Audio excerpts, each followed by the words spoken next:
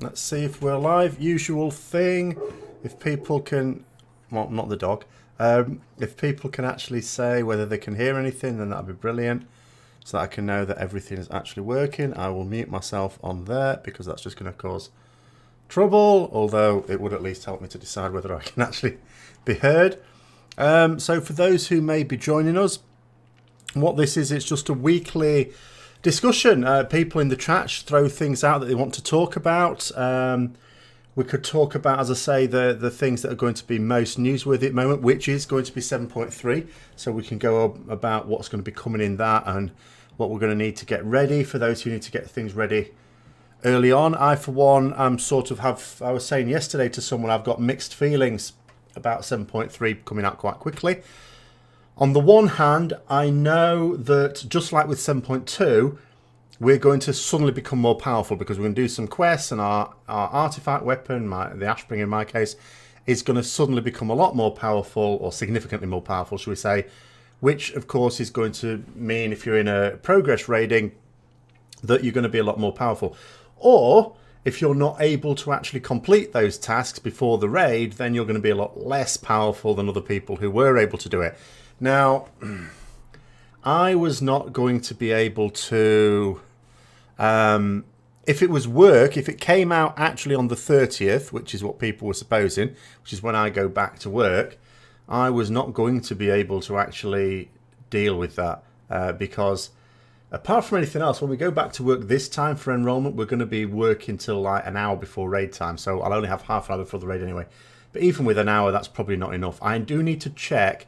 Because I've played through these quests on the PTR some time ago, some of them may have changed, so I ought to really do it on another character just to check. But I think there's quite a few quests you have to do to be able to unlock the Netherlight Crucible, which is what you use to upgrade your artifacts. Now, so at the moment, if it comes out in the next 2 weeks, which it now surely is going to, they do these Q&As on patches just before they come out, realistically.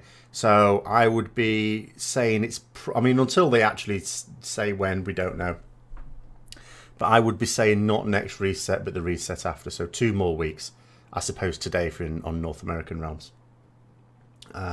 Before patch 7.3. So yeah, it's quite useful because I'm still on holiday then. And that means that I will be able to get all that stuff done before the raid.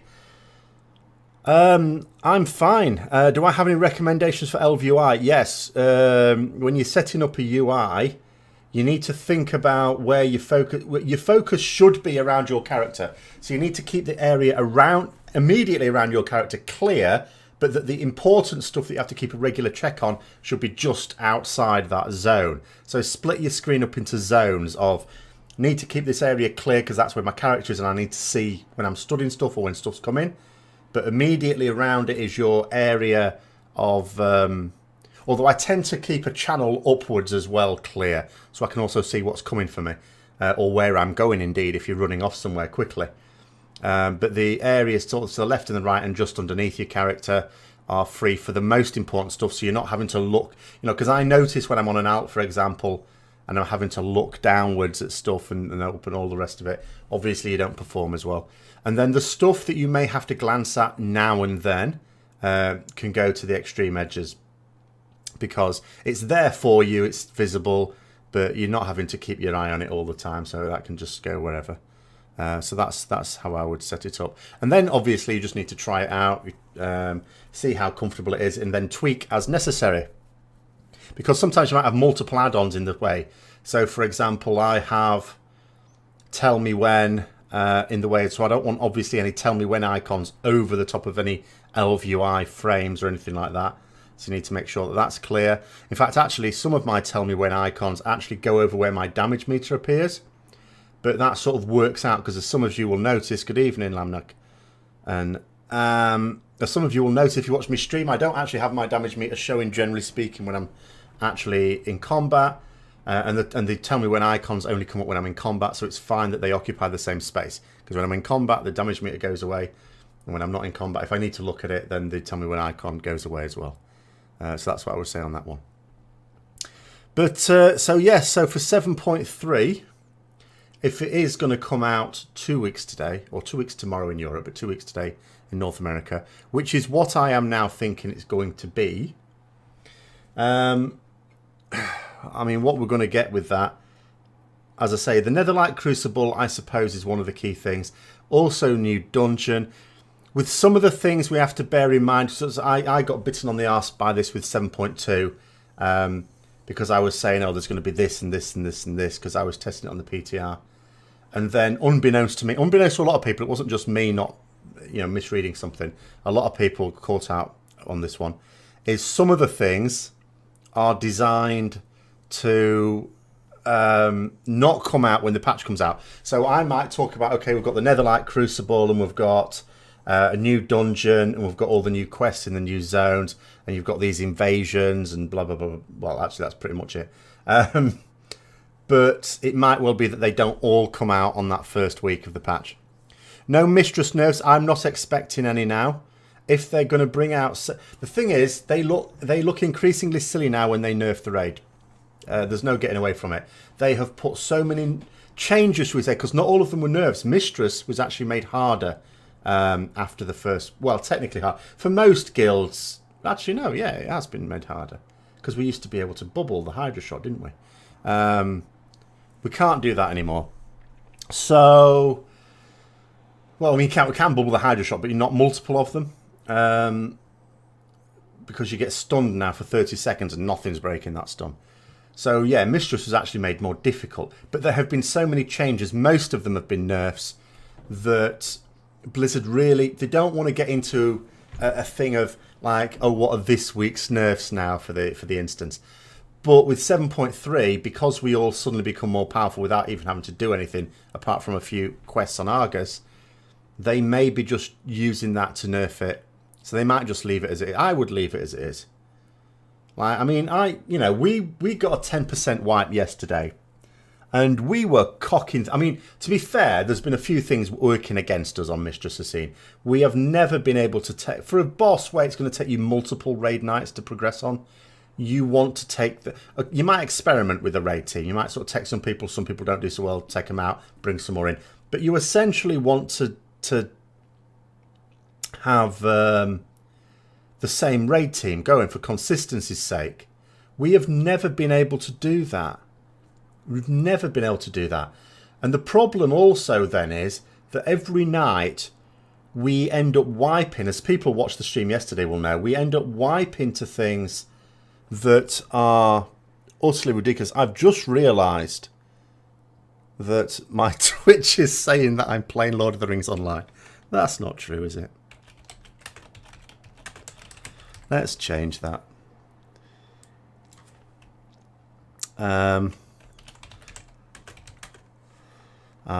This was so much easier when I used to stream from Gamecaster. Not that I could stream this from Gamecaster, because it always used to remind you. It said, this is the title of your stream. Is that right? Nothing else does. None of these other programs do that for me. So yeah, so what our big problem was yesterday was people were using the Thunder Shock to get rid of the Murlocs, that like you do, because you don't want a Murloc eating your face for a long period of time. And then they weren't getting dispel. Like what we had before is we had like a priest mass dispelling it, but even then other healers would dispel. And what was happening last night is that not all of the healers, some of them were fine, but not all of the healers were dispelling.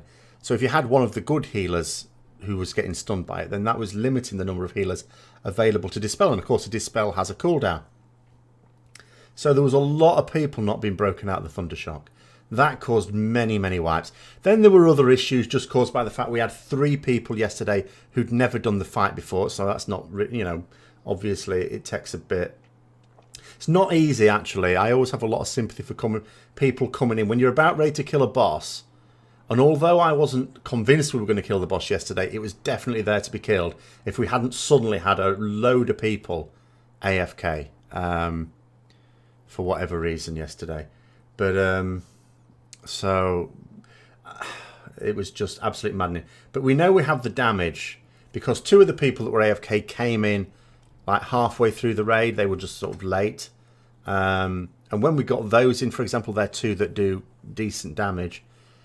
We could clearly see we had the DPS for it. Like, we're getting to 25% with 2 minutes left, that sort of thing. We just need to survive. And I don't, you know, there's various things that are causing it. But ultimately, not enough people are focusing damage on the boss and staying alive. It's the usual thing of not... Like, I mean, the way to kill a raid boss like this is so simple. Everyone who's raided at any sort of level and thinks about it knows this. You learn the mechanics first. You don't worry about damage. You know, the only people who worry about output are the healers. And even then, they're only really worried about keeping people alive and dispelling and stuff like that. But for DPS, you do the mechanics. You get to the end of the fight. And then when you do that and the boss still isn't dead, then you start to think, okay, well, we've got the mechanics at least now. Now let's start upping the damage. But no, people do damage first, and that's why it takes forever. Evening. So, but yeah, I mean, I quite like these designs of bosses, though. I think they're brilliant. The fact that, because the one thing, like, sometimes you sort of criticize Blizzard for something and other people say, well, it's not their fault the players want to do this. Obviously, the most recent example was with the top-end raiders. But there's all sorts of things where people will say, well, Blizzard don't force people to do this and don't force. There's certain aspects of the game that do encourage certain types of behaviour, though. But the one thing I'll never criticise them for are people who basically DPS whore, because that's got nothing to do with Blizzard at all. Nothing in the game encourages it. Because if you think about what encourages it, damage meters, they're nothing to do with Blizzard. That's third party. And logs, that's again nothing to do with Blizzard. They don't provide those. So if it weren't for third party software, there'd be no such thing as DPS whoring, because how would you know how you've done? So that's completely outside. So I actually like it that Blizzard designed bosses such that if you just focus on your damage, your personal damage, you'll wipe your raid. I like that. That's good. And it is a shame. Sometimes you'll sort of talk about fights as where you need everyone to do their job. It's never true. Even top guilds can have people who don't do mechanics or don't do them well. Because it's never true that you need everyone. I suppose the very, very top ones, the ones that are beating the content when they've got virtually no right to, like Method and Exorcist at the moment. I suppose they can't afford that sort of thing. But there's plenty of guilds well inside the top 50 that have people like that. But they just don't have many of them in their raid team. The majority are doing what they're supposed to do. And that's why they kill it so quickly. Plus, of course, they'll have had a lot of practice in the PTR. Because even if bosses change a bit, you can... You get a feel for it. The other thing to note, though, yeah, so as I was saying at the beginning, so I had mixed feelings. So, yeah, I'm quite pleased that I will be able to do the 7.3 content before the raid to get my... Even though I have a lot of trepidation about what I'm going to be able to do with my relics, because I don't like the RNG thing. You know, some RNG... I mean, people moan about RNG beyond all reason. Obviously, RNG in terms of what a boss drops or what you get out your weekly cash and all that sort of stuff is well and good. That's fine. That sort of RNG is okay. It might infuriate us at times, but then it delights us at other times. But the RNG on the relics is just ridiculous because it's a big difference and there's nothing you can do about it. You know, before whether you get... And it's all right, Blizzard going, well, you've got a choice. You can choose that or that. And it's like... Yeah, you choose between two, and you can get two bad ones and two good ones. And then what happens if you get a really nice effect on your relic through the Crucible, and then you get a better relic that you need to replace it with? Well, you're gambling again, aren't you? You're running the risk of actually ending up with a downgrade. I've not obviously seen any theory crafting on it, but it strikes me as being possible that you could have something a really good benefit on the relic you've got, and you get another relic which is a bit of an upgrade, not a massive upgrade, and you can potentially run the risk of ending up downgrading your character as a result of it. So I don't know what possessed Blizzard to do this. I really don't. But that is what it is, and if it does change at all, it's obvious. I don't think it's going to change for 7.3 because it seems fairly imminent now as well. But the other thing that I was worried about, I don't know what you people think, is the fact... So 7.3 is coming out in 2 weeks, let's say. I think it's 2 weeks now. Then the raid, now I've said this before, I think there'll be a longer lead up to the next raid, the Argus raid. Because you start to think about roundabout BlizzCon time. You don't want to bring it out just before BlizzCon, because developers have, in the few days before and immediately after BlizzCon, they have no time at all, because in the lead up to BlizzCon, they're all preparing. They've all got to do their speeches and Q&As and panels and just getting there and meeting, setting up and meeting people, all the rest of it. They'll presumably have to go to lots of meetings where they're told what you're allowed to talk about and what you're not allowed to talk about. So there's no little slips. So they won't have any time to actually make changes to the or tuning to the raids. And even if it's not as much of a disaster as Tomb of Sargeras was, it might be a bit strong to call it a disaster, but it's pretty below standard, should we say, in terms of the tuning, just purely in terms of the tuning. Even if it's not that bad, you'd still expect some work to be done. They're not going to be able to do that just before BlizzCon. So they'll have to wait till after BlizzCon. But either way, you might be talking about the next raid coming out in November. And then what? So now I'm thinking to myself, so okay, the raid comes out in November. Let's say, I think that's a reasonable estimation. What else is there to come? Because that's the end of Legion. You know, what's going to come after that? I've no idea. You know, I don't believe we're going to have a content drought again, because if we're headed for a content drought, why on earth would Blizzard be bringing stuff out much more quickly than they need to? They don't need to bring out 7.3 now. But they're going to. So, you know, maybe, of course, that's what BlizzCon's going to be for. Maybe they're going to talk about what is coming. But no one supposes there's going to be another raid. I mean, Blizzard talked about the fact that there would be 3 raid tiers, which they're good, you know, true to their word, they produced. So I'm curious what they're going to do in 2018 for Legion. Obviously, well, I would hope that the new expansion will be announced about then. But even if it's announced then, think about it this way. It was the BlizzCon before last that Legion was announced. So in terms of the time scale there, the open alpha, if you call it that, came out about a month later. And then Legion itself came out August 31st last year. So after BlizzCon, it was about 10 months, wasn't it? Something like that. About 10 months later that the next expansion came out. Now, if the raid comes out just after BlizzCon, let's say, they're not surely going to leave that as the last bit of content for 10 whole months, because you can tell that they are fully seized upon the idea of not allowing content droughts. Now, I, for one, don't mind a slowdown in the content, because you actually need time for people. Now, one of the things that I think makes expansions run so smoothly, and relatively speaking, they do run pretty smoothly with World of Warcraft, in my opinion, is because they do a good amount of testing, and that includes with the community. Well, obviously, in order for us to test these things properly, we need to be not distracted by raiding progress. So, you know, I'm sort of okay with it being the last raid, but it can't be the last bit of content. There must be more content to come. And of course, they have in the past done some content, late tier content, that's more related to the following expansion as like a lead-in story.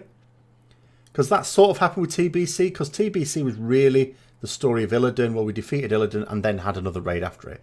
Now, obviously, I'm not talking about another raid, but there has to be something, doesn't there? Some more content. I just don't know what content would satisfy people. Because you are talking at least, you know, and that's assuming it goes on the same sort of time scale as Legion did. That's assuming that the next expansion comes out exactly 2 years after. It might not. It might come out a bit earlier because I don't know what it's been like for the last few expansions. Actually, I've not counted, but the first few expansions used to last 22 months. I remember. So there was 22 months. Well, actually, it was a bit weird with vanilla because it came out in North America before Europe. But from the European release, Burning Crusade came out 22 months later. Then Wrath of the Lich King came out another 22 months later. I think it was similar for Cataclysm after that as well. Well, I mean, the thing with alpha and beta anyway is they're just weird words because there was a lot of discussion about what the terms even mean. Because it could be argued, I mean, there's various people, like when we were testing, when it was open, so to speak, it was called alpha for a very long time. It was only really called beta in the last couple of months. And, then you sort of ask yourself at what point, I don't think it really matters what it is, evening. Even everyone else that's just joined us as well. I don't even think that it matters at this stage what you call alpha and beta. Everyone has their own idea about what should be called alpha and what should be called beta. I mean, what I really mean is just open and testing, alpha stroke beta, call it what you like. There still needs to be a certain amount of that. I mean, it might well be that it launches in a more advanced state than Legion Alpha did, because when Legion Alpha became open, should we say, there were only so many classes and specs available. So not all the artifact quests were in there, for example. There was only so much. I mean, what was Val Shirar, I think, was basically there. There were bits of High Mountain. I don't think Asuna was there. Or Stormheim. And you couldn't get into Suramar. So, I mean, all that sort of stuff came quite slowly. Because, I mean, I got into it, not right at the beginning, but a few weeks later. I was in, like, the second pass. And hopefully, I mean, I've actually been quite lucky when I haven't been in every, like, beta. But when I have applied to get in, I have tended to get in at a reasonably early stage. But that's sort of more luck. Hopefully that luck will continue. But yes, I mean, that's, and that's just an assumption made. But I would assume they'll be announcing it. But even then, because then you think to yourself, well, let's say it comes out 22 months later, just for the sake of argument, like it used to. What would that place it at? That would place it and coming out at the end of June, wouldn't it? The following year. Are they going to bring out an expansion just before summer, like just before people's summer breaks? I'm not sure about that. I'm not at all sure. And at the same time, they can't really rush it because you do need that good 9 months at least of proper open public like discussions. Because not obviously not everyone gets into the beta, but as soon as you open it up and allow people to actually stream and produce videos and blogs and stuff like that, then other people do get to comment on it. Not enough, I have to say. Not enough do comment on it. I think we would do better as a community if even the people that weren't in it, and I know it's disappointing when you're not in it, would take a bit more. I understand people who don't want spoilers. Okay, that's fine. You leave those out of the way. But sometimes you'll get...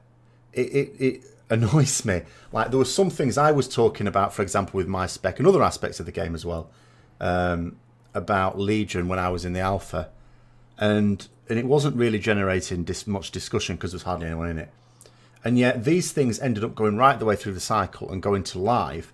And all of a sudden everyone was kicking off about it. And I was just thinking, yeah, but we knew about this 9 months ago. Why didn't everyone kick off about it 9 months ago? And the problem is that a lot of people don't pay any attention to the testing stages at all unless they're in it. And some other people will also say, whenever someone goes off on one about it, they'll all go, don't worry, it's beta, it'll be fine. In fact, usually the cycle goes, don't worry, it's only alpha, it'll be fixed. And then alpha comes and goes and it's beta. Don't worry, it's only beta. And then they announce the release date, and you're a few weeks away from release and they're going, don't worry, there's a few weeks yet. And then it goes live and then they're saying, it went live. What happened? And what happened was that no one kicked up a fuss. But we should also, because sometimes as well you end up, and this is the reverse problem, you sometimes see really good things in the early stages of alpha and beta that get removed from the game, and you're thinking, that was good, why did you take it away? So maybe sometimes we're also not very good at saying this is actually really good. Keep it in there, and potentially more of the same, please, because that was nice. But yeah. But yeah, I mean, that's just... I mean, they've surely got to talk about the expansion in BlizzCon. I would be amazed if they didn't. Because although they could be talking about... As I say, I don't think the Argus raid will be out at that point. But even if it was... Well, no, it can't. Surely can't. No, they wouldn't do that, would they? No. The other thing as well that is surprising to me... Because I'm not always in the game at much... It could be Gamescom as well. Yeah, absolutely. It could be Gamescom. But in terms of where we get the majority of the details from, presumably would be BlizzCon. They're going to save up the best stuff for their own convention. In terms of the announcement, I absolutely agree that Gamescom would probably be more likely. Why are you here? I have no idea. Well, yeah,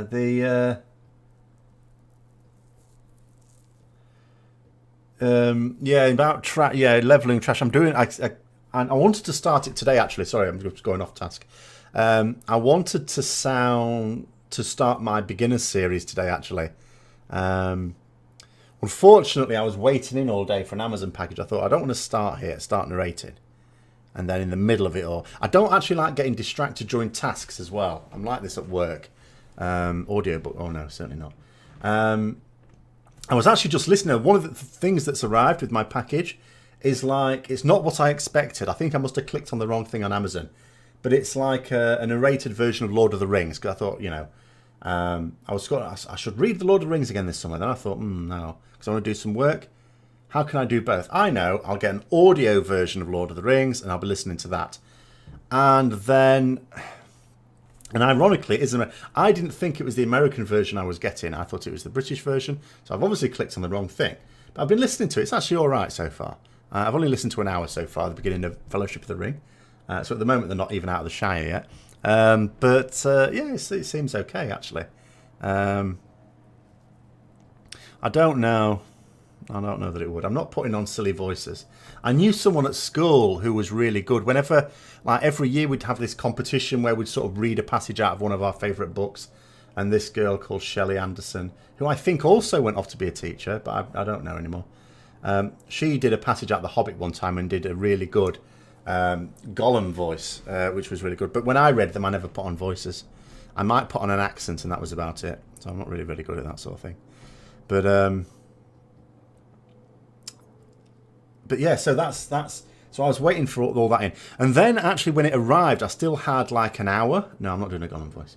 I still had an hour where I could have done something, but then the heavens opened up, and it's like I had this last week. If anyone follows me on Twitter, I was noting last week there was a massive, and I mean massive, downpour where there were hailstones. They were the size of golf balls. They were huge. I saw them bouncing off the garden. And I thought, I pity anyone out in that. It sort of happened again today. It wasn't quite that big, the hailstones, but it was still, they were pea-sized, so still enough to hurt you. But again, the noise in here, and some of you are probably from countries where this, because I remember when I was in Florida one time, this sort of thing happened, where the rain comes down so hard it hurts. I'm not used to it, so it was rare enough it happening last week. But then happening again this week, I thought, this is weird. I've hardly ever experienced this in my entire life. So I don't know what's going on. Maybe it's just the place I'm living. I don't know. Yes. Well, this is the thing. Yeah, World of Warcraft is stunningly bad at putting out content in the game. In the world, it's very old-fashioned now, I mean, I think they've done quite a good job of keep reinventing themselves, but they just don't seem to modernise. You know, so they keep themselves going. They keep adding new features. It's a bit, I liken it a bit like a steam train. It's like, imagine if the steam trains never disappeared. You had one particular railway company that kept up with the steam trains, and they might put air conditioning in them, and they might put better toilets in them, and they might, you know, put nicer carpets in them, better upholstery, all the things to modernise it, but it's still a steam train. That's how World of Warcraft feels to me. A good example of WoW modernising, well, there's certain things they can't change. I mean, obviously in the modern MMO, you have the action combat. So you don't have target, you don't target something then do damage to it. The reason that had to exist when World of Warcraft was made, and other MMOs that came before it and just after it, was because of latency. You know, people's internet connections was not up to it. It was only, you know, World of Warcraft, there were many things that potentially led to it becoming the dominant MMO. I mean, a lot of it was the work from Blizzard itself. They did a really good job. But part of it, has been argued, is it came out at round about, and it was certainly true of me, at round about the time when people were starting to get broadband, like, in large numbers. You know, broadband was, in the UK, certainly at that time, that was when it was being properly pushed and rolled out across a lot of the country. So internet connections weren't brilliant. So you couldn't have an action combat system where you fire off a fireball, because you might look at that thing and it's hit whoever you think, but the game says no because they've actually moved. It's just you couldn't see it in that amount of time, so you had to target them. Now you don't. You know, games can be developed so that you actually fire off a bolt and it hits whoever it gets in the way of, which has caused me problems in Elder Scrolls Online. Sometimes I've been practicing with my staff and I've hit a guard and had to run away from the city, otherwise get mugged. But the big thing I would change is scaling. I would have, you know, I've said before, I would completely change. I would have I was scaling in all zones, and I would have player housing. Obviously, I mean, those are the two big things I've talked about recently. Those are, if I were to, like, become the richest person on earth and somehow manage to buy Blizzard, those would be the two things I would impose upon the development team. They could delete a lot. I mean, I talked in that leveling thing. I would massively cut out the number of it. I would have a huge level squish. And the thing is, a level squish only becomes difficult, I think, if you're looking at having to do all that content. But if you don't, if it all scales and you just do enough content that you can learn how your character plays, then you don't need half as many levels. And literally you don't need half as many levels. We could actually squish us down to level 50 now. It's very disorientating as well, yes. I mean, I can only appreciate it because I'm not a new player. So I've not actually experienced any expansion when it hasn't been current. I have leveled up through every expansion while it was current. Not necessarily, I mean, with Cataclysm, not at the beginning because I had stopped playing World of Warcraft by then, but I still came back during Cataclysm, so still leveled it up while it was current. So yes, I can only appreciate it and not fully understand it because I've not experienced it. But it is massively disorientating. Also, I thought the Cataclysm revamp of the 1 to 60 zones was short-sighted because they know they're running out of land areas for new zones. They must know this. You know, they can bring in land masses that aren't currently on the map, so to speak, but they've been in the game, so they aren't there. We know they're there. But, you know, we're running out of them. There's not many left. It's just lots of little islands now, in fact, isn't it? I don't think, correct me if I'm wrong, there's any more room on the two major continents. Northrend itself, there's no room on. Or Pandaria. So, unless there's another rising, like Atlantis from the bottom of the sea. But that's what Suramar was. That's what the Broken Isles were. They were originally at the bottom of the sea. And they were raised up. Well, We went there in Warcraft 3, but I think it was Warcraft 2 when it happened. Random zone in Eastern Kingdoms. What's that then? Am I missing a bit? If there's any landmass at all that isn't a zone, they'll use it at some point because they've got to. But we need multiple. I was wondering, because in Legion it's been noticeable that we only had 4 leveling zones. Now, when we were doing Legion, I remember sort of saying and certainly thinking, this isn't very many. That's not more. In the end, it was sort of okay. It sort of worked.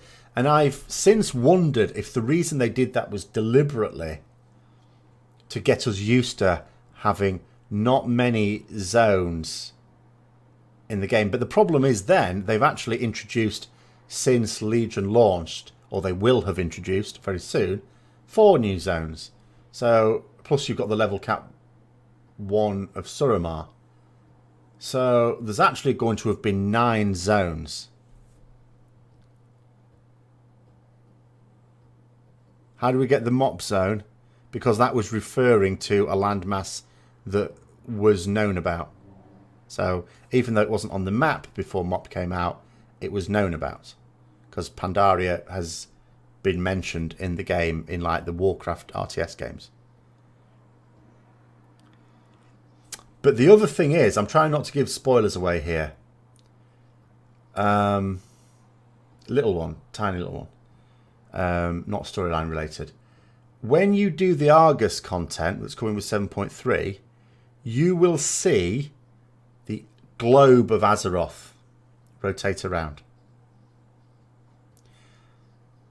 Now, they don't have to do that. They didn't have to do that.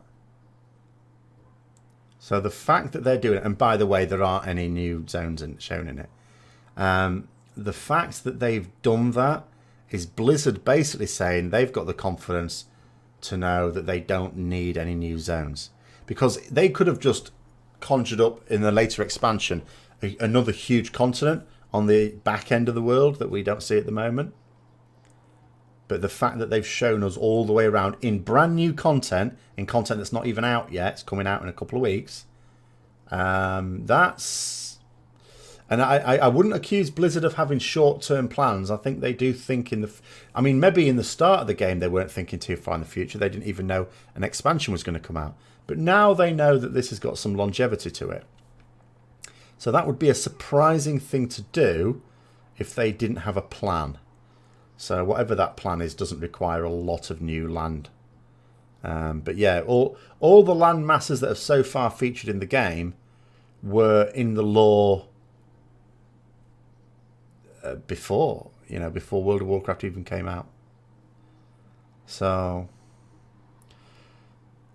I mean, they could do the cop-out, I suppose, of us having go to another place.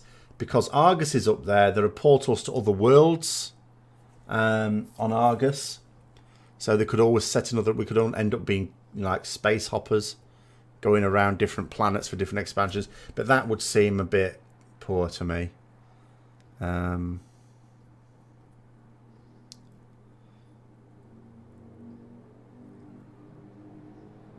Sorry, I think I missed some things, of course.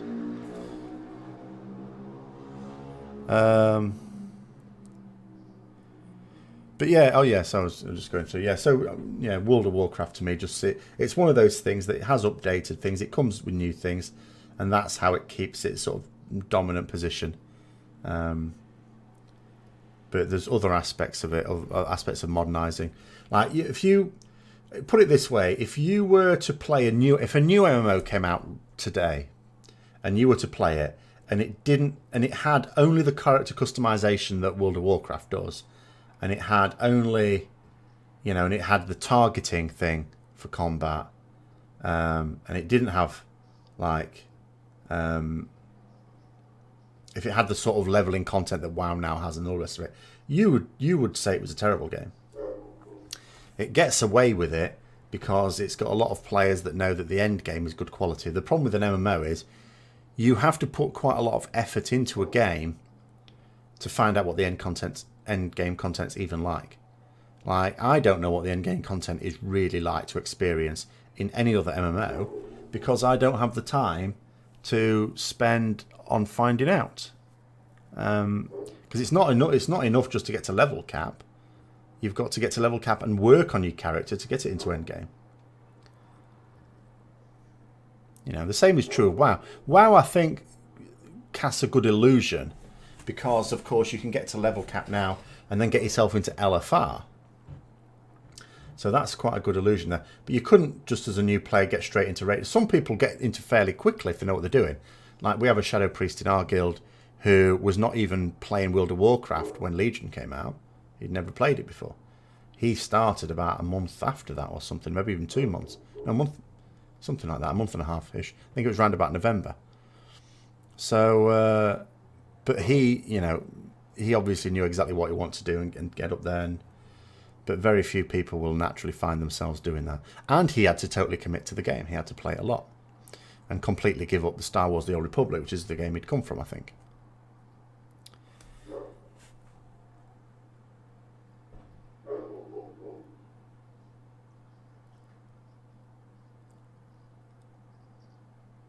So I'm just checking if I've missed anything else as well. But yeah, so I'm going back to that question because I sort of flipped between different ones. So scaling in for all levels, I would bring in. But as I say, I would do a bit of a compromise. I wouldn't necessarily do it like Elder Scrolls Online, which is where everything... I see the benefits of it. I like it in Elder Scrolls Online. It works there. That you can just scale where you like. You can go where you like. Like, for example, when the new Morrowind expansion came out and there was a new zone for it, I rolled the new class. There's a new character class came out. And I rolled that. And I went straight into doing the new zone.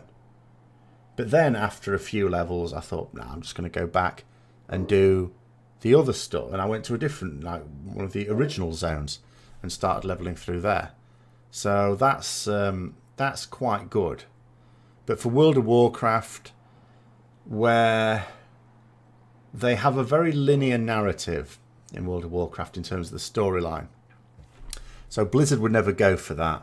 So you have to make sure that people do the new zones with the new expansion. So the way to do that, I always said in the past, was, so at the moment, let's say you have all the old content zones scale up to level 100 but not beyond. So everything, all old content scales up to the previous level cap. And then to get above level 100, I mean, in theory you could still do those zones, but they'll become increasingly poor experience because you'll out-level it, because the scaling stops at that point. So you're then forced to do the new ones, which scale. And you could also have it so that you can't get to those zones before 100 either. So you could have all old content scales from 1 to 100. The new content scales from 100 to 110.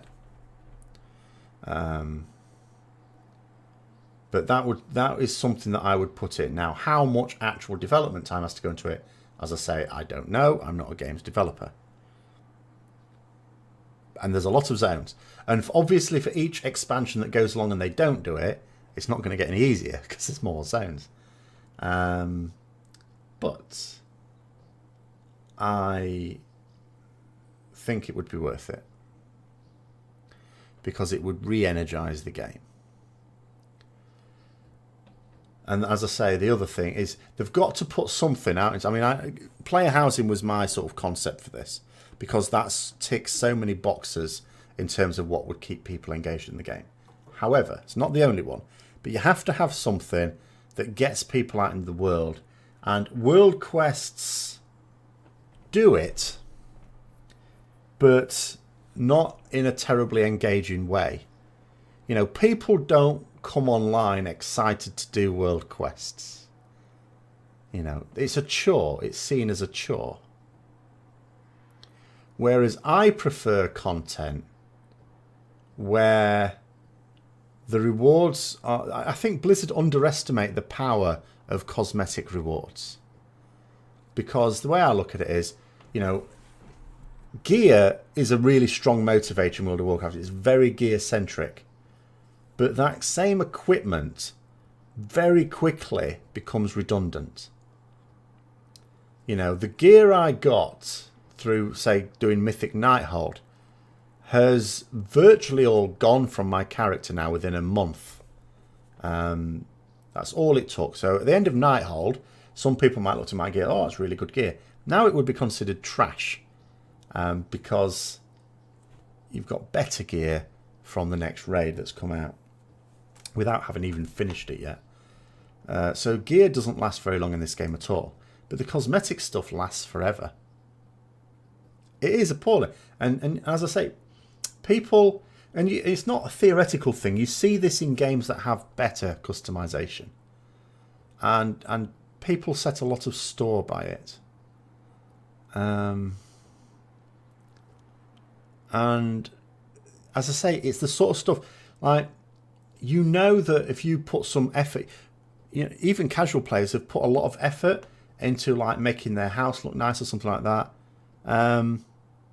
I was actually tarting up my Lord of the Rings Online house again today, a little bit, just to make it, because it was looking a bit bare, I have to say, because I lost my original house after not playing the game for years. So I got another one, got some furniture. I've made it sort of look a little bit better now, but nothing like some of the people that you can see have put loads of time into it. And that's very basic. I mean, that's 10 years old now, that system. The Elder Scrolls Online one is much more... Like, for example, okay, so in Lord of the Rings Online today, I had some furniture that I could put in the garden, say. And I've got a birch tree too many. Like, I can't put it anywhere in there because you can't just plonk it where you like. You've got to put it in the specific categories and the specific, like, hooks in the home and just outside it in your garden. Whereas in Elder Scrolls Online, you put it where you like. I mean, I was doing a video on the player housing thing, if anyone watched that. And I was putting a throne on the beach on my luxury tropical island. And in fact, I had to adjust it. To be able to use the chair, I had to actually adjust it so that it was actually on the sand. Because when I placed it originally, it was actually levitating above. Which you can put it there. You can have stuff levitating, no problem. You won't be able to use it then. But you can have it there if you want. There's nothing wrong with it. So you can put stuff where you want, exactly where you want. There's none of these hooks that it's got to be attached to.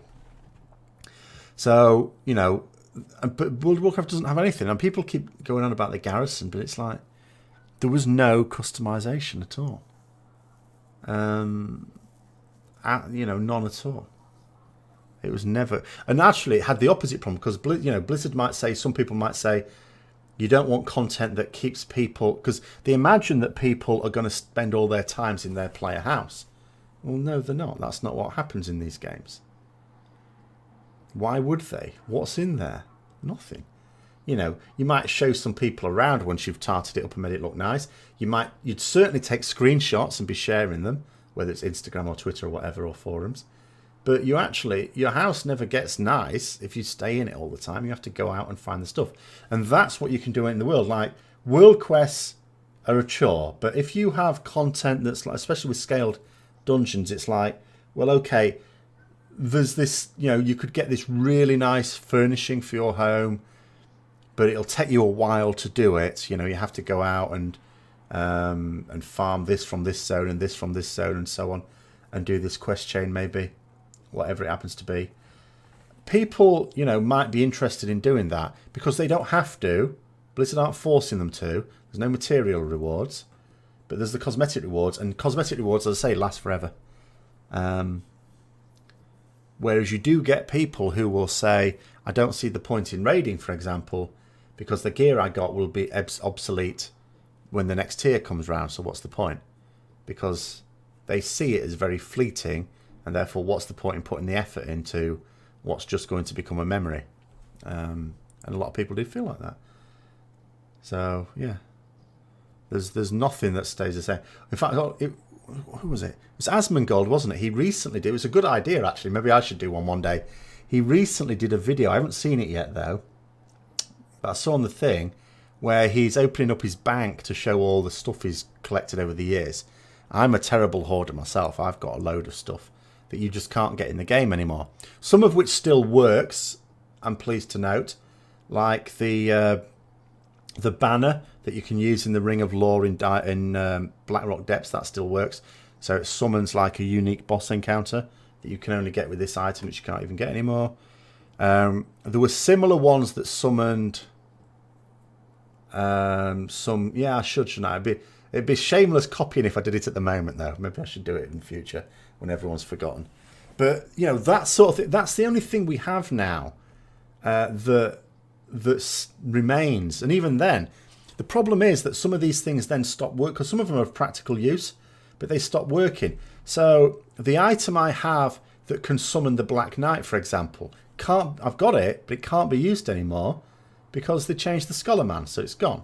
Same thing that I had to summon the extra boss in Scholar Man's, the extra boss in UBRS. The one in Diamol still works because they haven't mucked about with lower Blackrocks. No, sorry, the Diamol one works, and the lower Blackrock Spire one works. I suppose I could, yes. I suppose I could. Just, give him credit for it and then do it anyway. I'll have to watch his, though. I'm sure he's got much cooler stuff than me. He strikes me as being someone who's much more into collections than I am. I've never really been into collections. I've just acquired things over time that were useful at the time and I just kept hold of. I haven't kept hold of everything, I have to say, which now I'm disappointed at. But I still, because there were some things I was looking for the other day. I didn't have them and I thought, I must have actually. Because bank space, especially, I filled my bank up again. But I don't know how. Because I was so delighted when they brought in the new wardrobe system that I could destroy all my equipment that I kept there purely for transmog reasons. And because before even... Oh yeah, I know it's well into transmog. Like, even before transmog was a thing, I still used to keep some sets that looked good. I'd put them on while I was in Stormwind or Ironforge or something.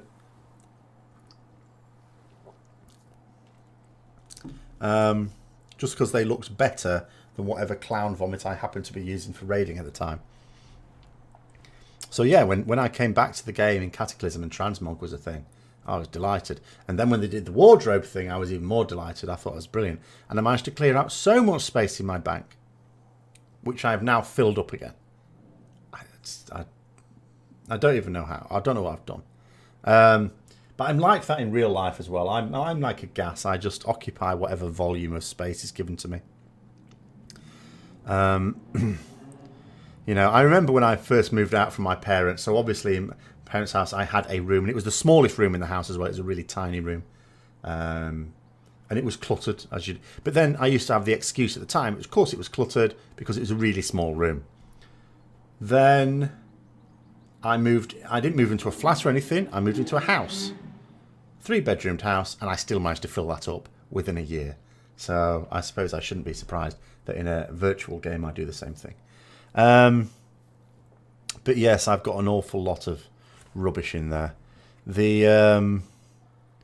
yeah, there's some, as I say, I think I've still got a Zandalari honor token there as well, which you used to use to get rep with them. I think I kept that as a souvenir because I knew that was going to disappear at some point. But inevitably, I would have been squeezed for space at some point to keep all my transmog stuff in there before the wardrobe came in. So there will be some stuff I have just destroyed, which would be a shame. But yeah, it might be interesting to have a look, have a little nosy through and see what I've got. And as I say, I can show some of it because some of it still works. While they haven't actually mucked about with lower Blackrock Spire or Diamol and Blackrock Depths, those instances are still essentially as they were. So the items that I can summon like special bosses with still work, but they don't work in Upper Blackrock Spire because they ripped that dungeon apart, and they don't work in Scholarman's because they did the same thing. I was very disappointed with Scholarman's because that used to be my favourite instance, my favourite dungeon. The only... Oh, thank you, Lamnakin. I don't know what's going on, sir. Oh.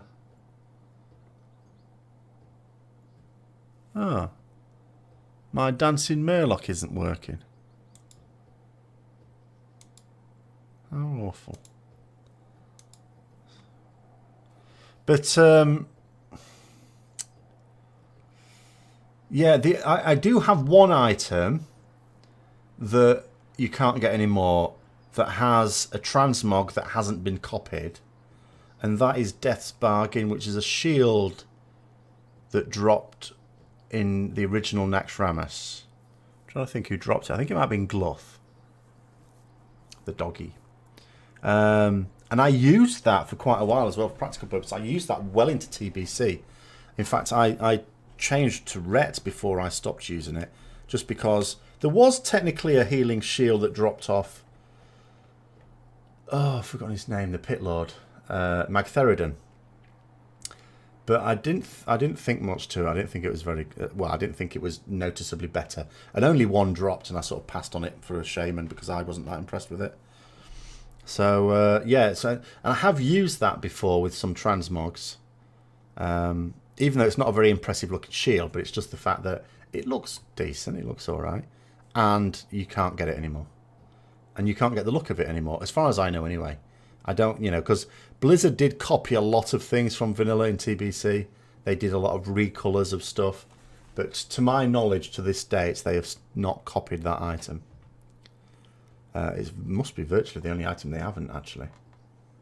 So maybe they didn't like it, but I quite liked it. So I could certainly show that one in there, but I won't have... I'm just trying to think, what do I have? Because not necessarily everything also is from vanilla. I mean, there's some things from...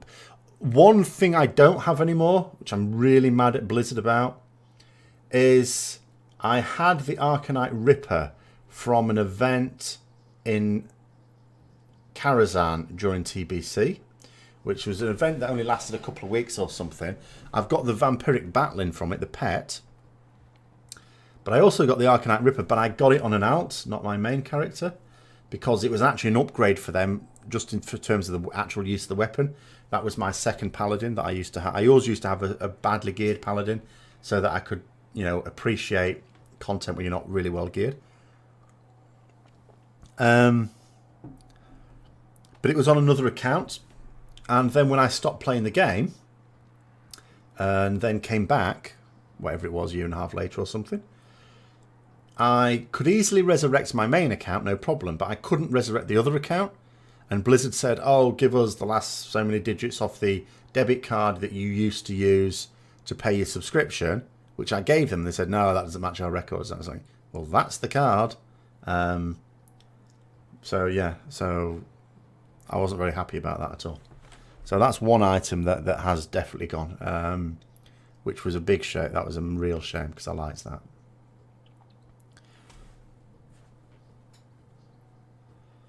So yeah, okay, maybe I'll do that. I do have now a massively growing list of things I need to do, videos I need to do. I think I failed to appreciate the fact I've obviously increased the number of sort of gameplay streams I've been doing, not generally World of Warcraft ones, it has to be said. And sometimes it sort of makes me forget some of the videos I'm supposed to be doing as well. So I've got a big list of need to be doing. I do, but I need, like when it's summer, there's like series I want to do. The Argus, I suppose, now is going to be more urgent because if it's coming out in 2 weeks' time, I've got to get a move on that because there's a number of things I want to do in the lead up to that. The beginner series the beginner series is not something I would do if I was at work because it needs to be, obviously it's going to be of zero use to my current viewers, so it probably won't actually get many viewers. It's there as a resource for brand new players. So obviously that's not going to count anyone here or that actually watches the channel at the moment. So it has to be secondary. It has to be extra. And then, there's other things that I've sort of said I would do this summer as well that I still haven't done. So that needs sorting out as well, including the website. I've only got the barest of starts on that. And actually what I produced on that I don't like, so I need to redo it. But that's designed to be ready for the end of the month, which it still will be. I'll get my arse into gear on that at some point. There. I'm just going to have a quick sneaky look, actually, in my bank. So if someone else throws in some questions, hopefully. Because I'm just going to see if I have got anything worth... I suppose I'll have something worth doing a video on, even if it's just for 5 minutes. Come on, over there. There we go. But just trying to think. So I've got some Zandalari stuff. So you mean I suppose you can't get that anymore. Onyxia hide bags. I had several of those. I mean, you get the updated ones now, but anything they removed like that. There's, I suppose, there's the Seal of Ascension. You can't get that anymore. That quest line disappeared. That was what you. There was a fairly significant quest line to get that. That's what granted you access to the Upper Blackrock Spire. Raid. It was inside Blackrock Spire, but mostly you would just do Lower Blackrock Spire. But there were some doors which are now permanently open and not even instanced. So let's have a look. So much rubbish. Oh my god. What am I going to keep from Legion? God knows, there's all sorts of crap in here. Probably everything until I need the space. So I've got my evergreen pouch. This is what... Can you still get Ungoro soil? Does anyone know? If in Ungoro Crater you still see patches of soil that you can pick up? Have I done much playing 7.3 PTR? I have done a fair bit, yeah. Solo stuff, I haven't done any of the raiding. I still need to do the dungeon, actually. I haven't done the dungeon yet, but I'm obviously going to have to do a video on that. So I need to do the dungeon. But yes, I have done a fair amount in terms of the quest in there. But I want to do it again because the problem is they can be a bit sneaky in PTR and they sometimes give you all the stuff to test for bugs and stuff like that, but then change the order or the way it's done later on. So then sometimes I might talk about it. What my thoughts on 7.3 are, I think some people are going to be disappointed. Not because it's not good, but because it might not be what people are expecting. For lore nerds, it's going to be brilliant because we're getting we don't really know much about Argus. We've just had hints and things in the past. So this is the first time there's going to be a major piece of content on Argus in any Warcraft game. And it's very storyline heavy. And there are loads of cinematics in it. Now, I haven't seen the cinematics, of course, because they don't show you them on the PTR. They keep them secret until it goes live. But there's loads of them.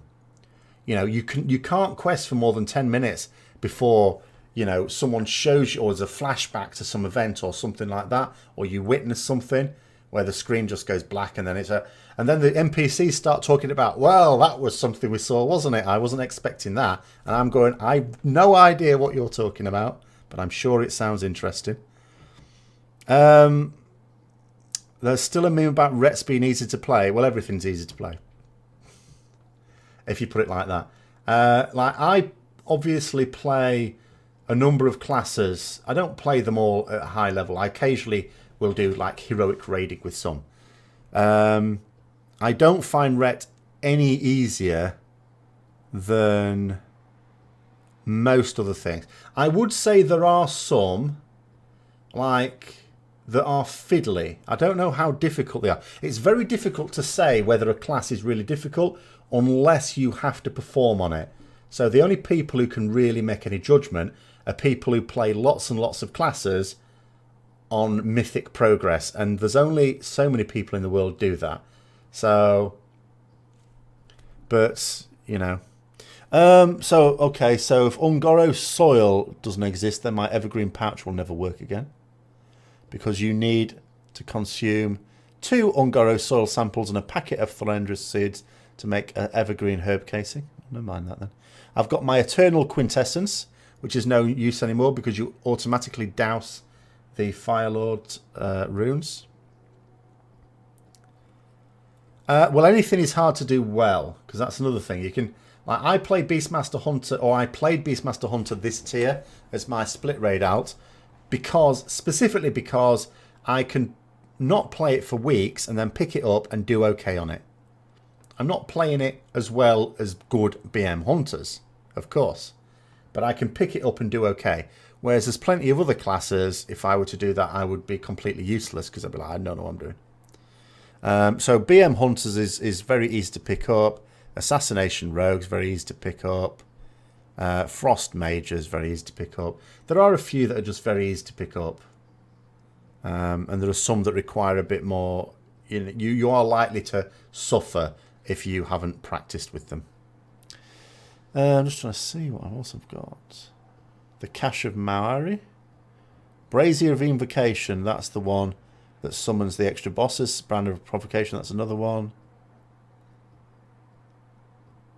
Oh, the Gnome Goggles. I'm not sure you can get that anymore. Oh, maybe you can. It's a Brewfest prize. Maybe you just get that every year.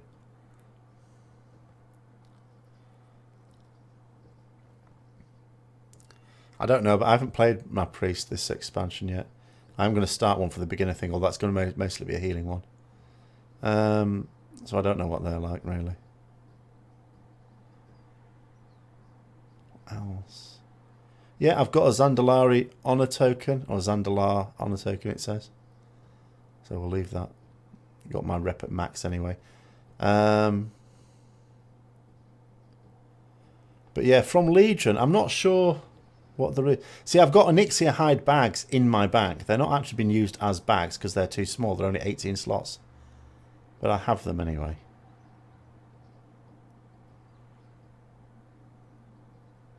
Because some of these may still be obtainable. It's difficult to say, isn't it? The Mallet of Zul'Farrak, that's probably not obtainable anymore. The Scepter of Celebras, I doubt that's obtainable. You used to be able to teleport yourself into the end part of Moradin. The Onyxia Hide Cloak, I'm guessing you can't get that anymore. Although that was a crafted item. But I don't think you can get the scales anymore. So even if you still got the pattern, some leather worker, I'm going to guess you can't actually make anymore.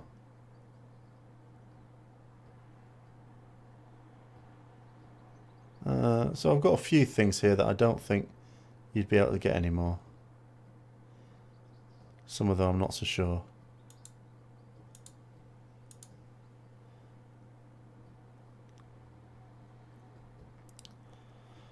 I suppose there might be some in my void storage as well. That's what have I just done. Did I just do a bad thing? I know one thing that might sound weird that went into my void storage was a trinket. Now you think to yourself, why have I got a trinket? Because actually there's some trinkets that are useful. There is a trinket I have, and I did when I did my original Archives of Warcraft series on dungeons, I showed like around Scholarmance, there are dead NPCs that you can only see with this trinket. And obviously you can't get... Oh, where have I gone? You can't get that trinket anymore. So actually I've got a few things. But there is a trinket that's just a straight up DPS trinket that's in my void storage. And the reason is because it was the trinket that dropped from Muru, which I got, which was an extremely desirable trinket at the time. But because it came at the end of the last raid, you only got to use it for like a couple of months before the next expansion came out.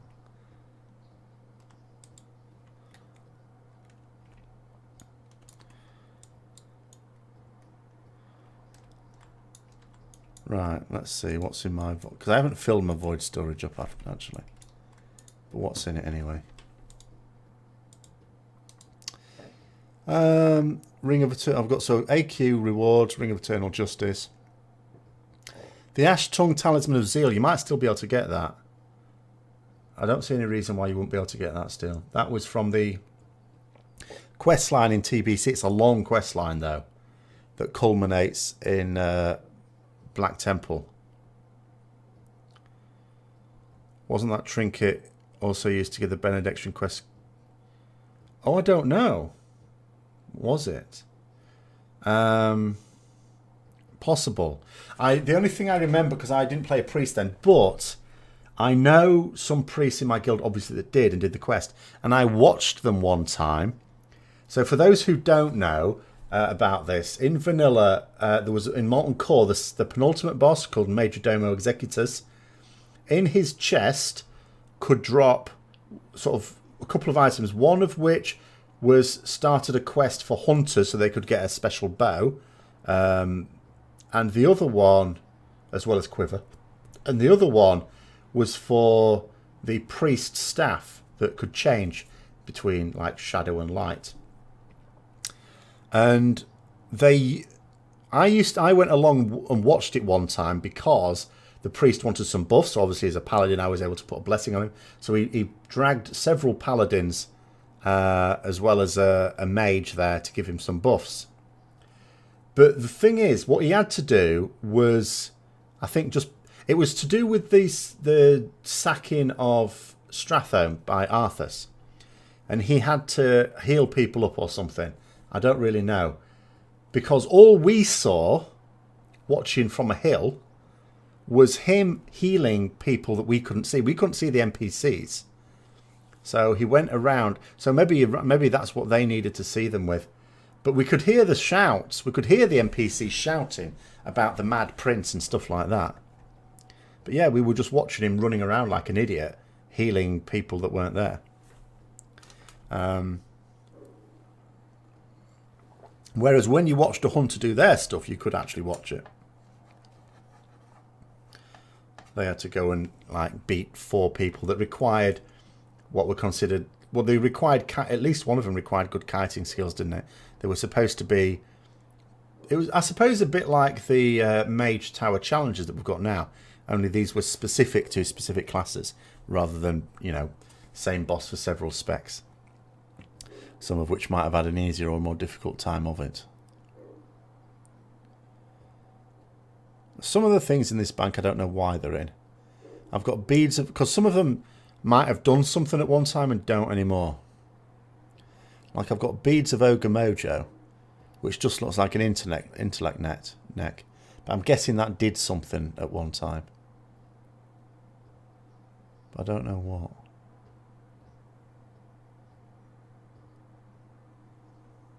Carrot on a stick.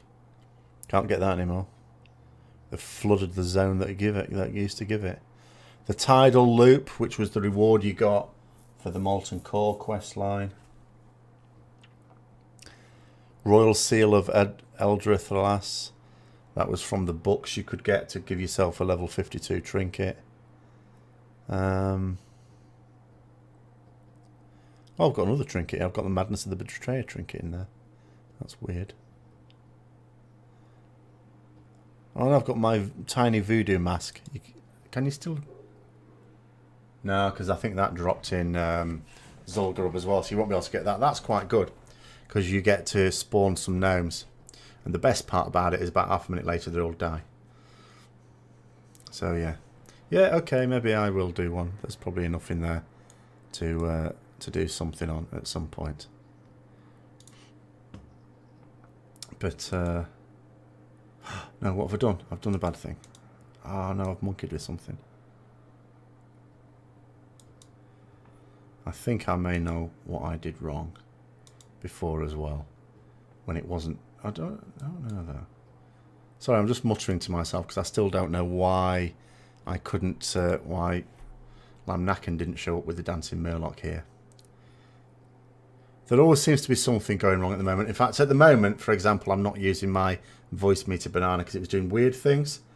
I was managed to record something today, but it was very echoey, so it's all useless. The Draenor server's gone. Someone was telling me earlier that I assume you mean like the Realm Draenor rather than as in Warlords of Draenor. Because I noticed on Discord someone was saying that their zone wasn't up. Their realm, sorry, wasn't up. Let's have a look. Blizzard's saying anything about it? Not that I can see. No, they haven't tweeted about anything, so I don't know. Is this in North America or Europe?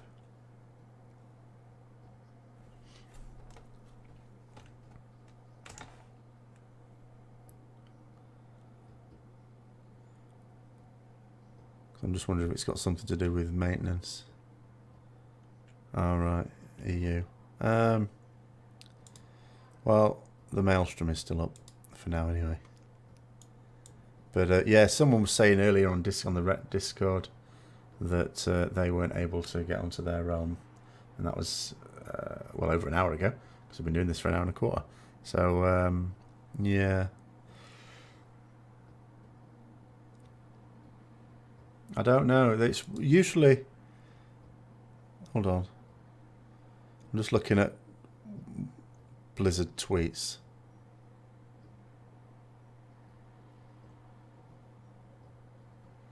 No, can't see anything from the customer service team, so it's not something expected, because they generally warn you about stuff like that, which they are pretty good at, I have to say. Again, countering with the Lord of the Rings Online customer service, which is looking a bit ropey at the moment. So first of all, the expansion was supposed to have come out yesterday, and then on Sunday they said, oh, it's not going to be coming out on Monday, sorry, there's a problem. And they said they'll know more in the next 24 hours and we'll keep you updated. 24 hours came and went and there was no update at all. When they finally did update, it was to tell us when it was going to be coming out, which is tomorrow now, so it's 2 days later. It's not too bad. But nonetheless, it's not like the update has to be when it's going to come out. It should have just been, right, well, here's, just in terms of this is what's happened, this is what we're going to do about it. No ETA yet, but just to keep you informed that we're still working on it. Just that. At least Blizzard do that. But, yeah.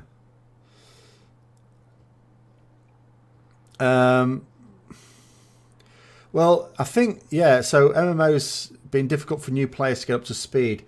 I'm not sure it always is. Like, I haven't played Star Wars The Old Republic for a little bit, but I have to say in that game, as someone who's never got to level cap in it, I had no idea what the level cap content's like. That might be absolutely appalling.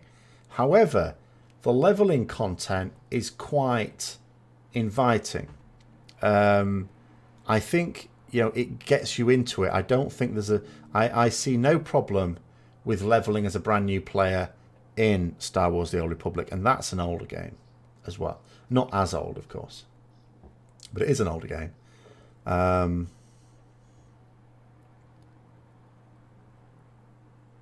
So I just think it's that if they don't think about the new player experience, or they don't take it seriously, I think that's when you get these problems for new players. Certainly a good strength of ESO, I can't speak for Rift, but certainly for ESO, the flexibility of it is really big. Someone asked me, I think it might be one of my patrons, was saying to me that after I did my sort of streams on them, they've got Elder Scrolls Online, and they then were asking me, so what should I, if I want to be like a paladin, what should I go for? And I was trying to explain that you've got very few restrictions. That, it's in Elder Scrolls Online, for those that don't know, you've got, it was you, was it? There we go. In Elder Scrolls Online, you've got skill lines for all sorts of things, for weapons and crafting and whatever. And you can do whatever ones you want. You've got a limited number of points to spend on them, but you get more points by doing the content. And there's only, out of all the skill lines you can have, which is a lot of them, only 3 of them are attached to the class. So the class itself, I'm not saying it has no effect, but it doesn't have much of an effect. They have actually put something out. In fact, it's down here somewhere, for the Morrowind thing, a book. Talking about other games now, it's supposed to be a WoW discussion. But it's got some examples of builds in there, so I thought that's why I was trying them out. Last time I played Elder Scrolls Online, I was trying out some of the builds suggested in there. But it's also got on their website, not in a book, so accessible for anyone, if you don't even have to buy a book. Again, there's the Elder Scrolls Online website actually has articles and stuff for new players. Now, this is a game that's not that old. What is it? Is it out 3 months? 3 years now, I think. Is it 3 years? Does that sound right? I think it is. So it's not that old. World of Warcraft, which is very old, has nothing for new players on its website, does it? It has no advice. Like, I thought they were trying, in MOP, when they introduced, just before WoD came out, and they introduced the character boost, and it's also the time at which Law joined the community team.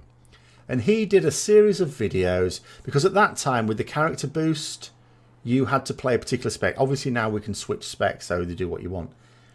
But at the time, that character boost gave you a spec, and you had to play through some quests where you then earned your skills and stuff like that, which is actually rubbish, by the way. I actually, as an experienced player, found it more difficult to do the content on the boosted character than on one that I'd leveled, because it didn't give you all your abilities to begin with. Which you can argue it's fine because it's trying to ease you into them, but it actually didn't give you the ones that you need to do the content more easily. But anyway, that's neither here nor there. So Law did a series of videos on some beginner's guides to play in these classes. You know, what to do with the abilities. He gave you a basic 5-minute do damage on this. And that was a good idea. But since then, they've done nothing for new players. Should they go back to patch 5.4 flex, where normal is flex but hook? I think it works okay now. I know, like, obviously having 4 difficulties a raid is not satisfactory for anyone, but I think when you're considering everyone, it works. So I think it works at the moment because you've got that LFR for people who just want to access to something without joining a group, and then it's important that people who are not going to be end game, like the hardest mode raiders, have some progression. Because the problem with a flex system is, like, for now, let's say you've got a guild that progresses on heroic, and let's say they kill Jaden this week, as some indeed have. Someone mentioned in my stream that they have, or in the last week. So the next step is then to try Mythic. Well, the problem then is you go from your flex system where you've got, you know, people don't have to feel guilty about whether they turn up or not. As long as you've got 2 tanks, a reasonable number of healers, and you know, you can have as many or as few as you like in that raid. So that's fine. Then you go to a system where you need exactly 20, the right balance of healers, tanks and DPS. And if you've got too many, some people are sat. And if you haven't got enough, you ain't raiding that night. That's a very, very different mode of working for a guild. So I think it's good as it is now. Well, it's as good as probably they can make it.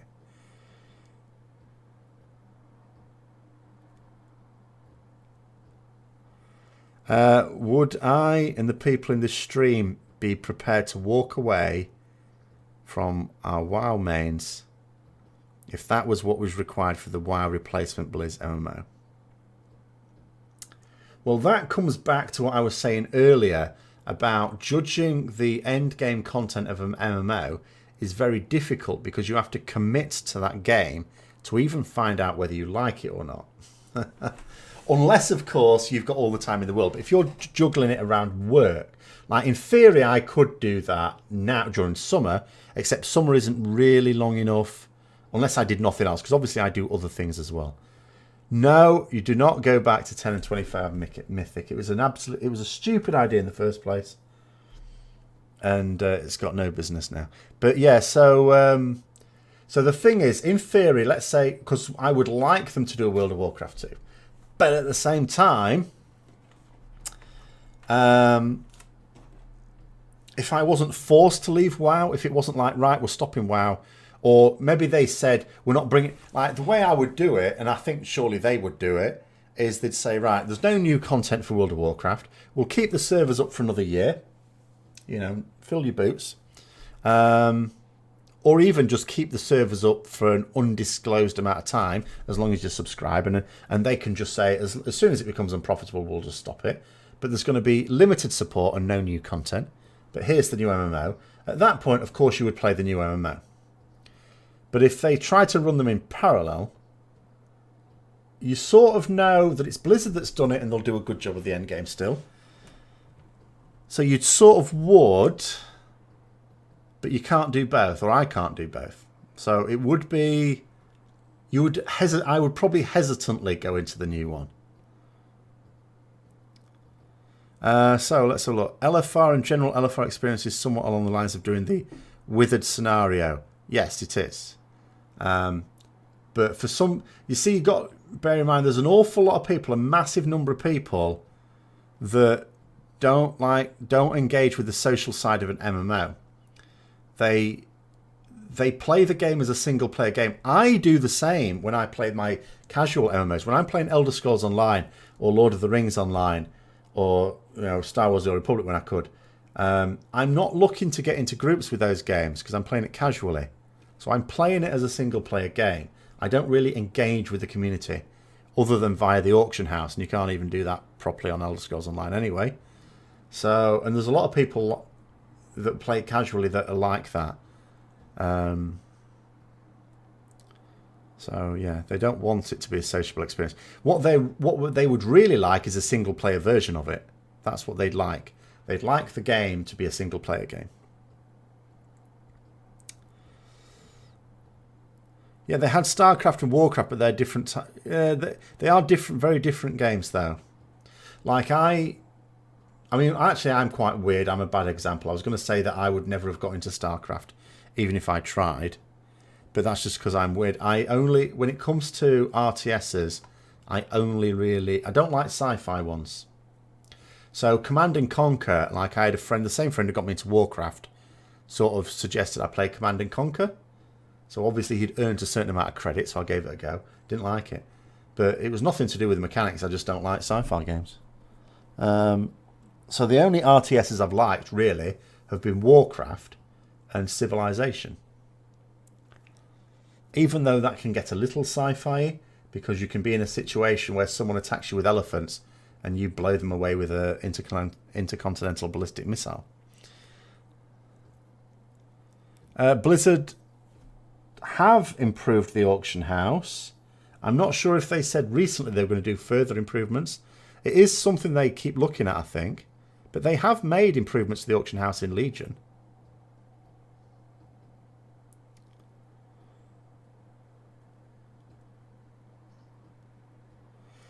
Can I imagine fighting Kil'jaeden by myself? I can't even imagine fighting Kil'jaeden in a raid group at the moment.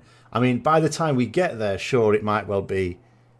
You're at the cusp of it actually being, doable for a guild Retribution Paladin to be on it, I suppose. I think there has been a couple of rets on Mythic Kil'jaeden actually. So, but at the moment, it would not be. I would not be an ideal choice. So yeah, I can't even imagine doing it in a guild at the moment. But I'm not sure. Yeah. So going back to Augie Trenor, I'm not sure about any specific improvements they said they were still working on. They may be. I don't know. I'm not really looking forward to either Avatar or Kil'jaeden because Avatar is just a very boring fight, it seems to me, that just has a lot of stuff to do. It reminds me a lot about Paragons of the Klaxi in Hi Oculus. In Siege of Orgrimmar. I didn't enjoy that fight at all either because it was just dull. There was lots of stuff to do. It was different. I'm not saying it was an easy fight. It wasn't, far from it. But it was deathly boring. I'm now getting to the point on Mistress where that's getting a little bit boring, but that's just because we've spent so long on it. And we still haven't spent as many wipes as some guilds have had that have killed it. But still. But I think with Avatar, I would find that boring right from pull one. It's just an annoying fight. Along the same lines as Paragons. Kil'jaeden may be different. Kil'jaeden has the potential to be a bit more interesting. But Avatar isn't. Avatar is just the same as... How many? I don't know how many. We've had... It must be a fair number now, though. Excuse me, because we've had 4 full nights on it. We won't have had that many. You can only get so many in a night. But we should have killed it by now. We would have done if we could have taken... if we had our full roster available every night, then we'd have taken a strong roster each time. And I'm sure we would have killed it by now. Absolutely convinced about it. But as I say, every new night we have something else that's really basic that goes wrong. Partially down to people not focusing on what's important in the fight, but equally partially down to the people who, to be fair to them, haven't done the fight a lot or at all because we keep having to change the raid group because of AFKs. And as a result, then you know, were wiping, because a single person can wipe you on that. You know, we're still not even consistently getting the Hydra shot soaked. I mean, something as stupidly simple as that. In phase 1.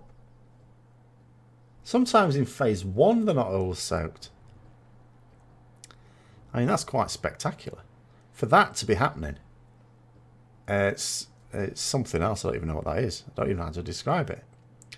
So, Wolfrish had an idea. How about giving normal and heroic raids spectator spots that casual players could join the raids and see the story and learn how to play? They did have proving grounds to sort of do that a little bit, didn't they? I mean,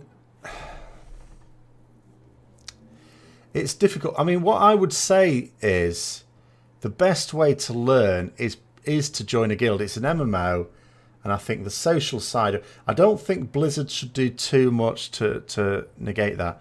There will be normal guilds that you can get in, and then you could always progress to a heroic guild and so on.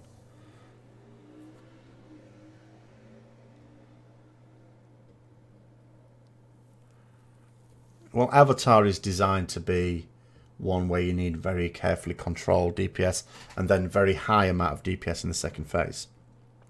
So phase 1's all about control of that DPS and the mechanics of the fight. And then phase 2 is all about bursting the hell out of it.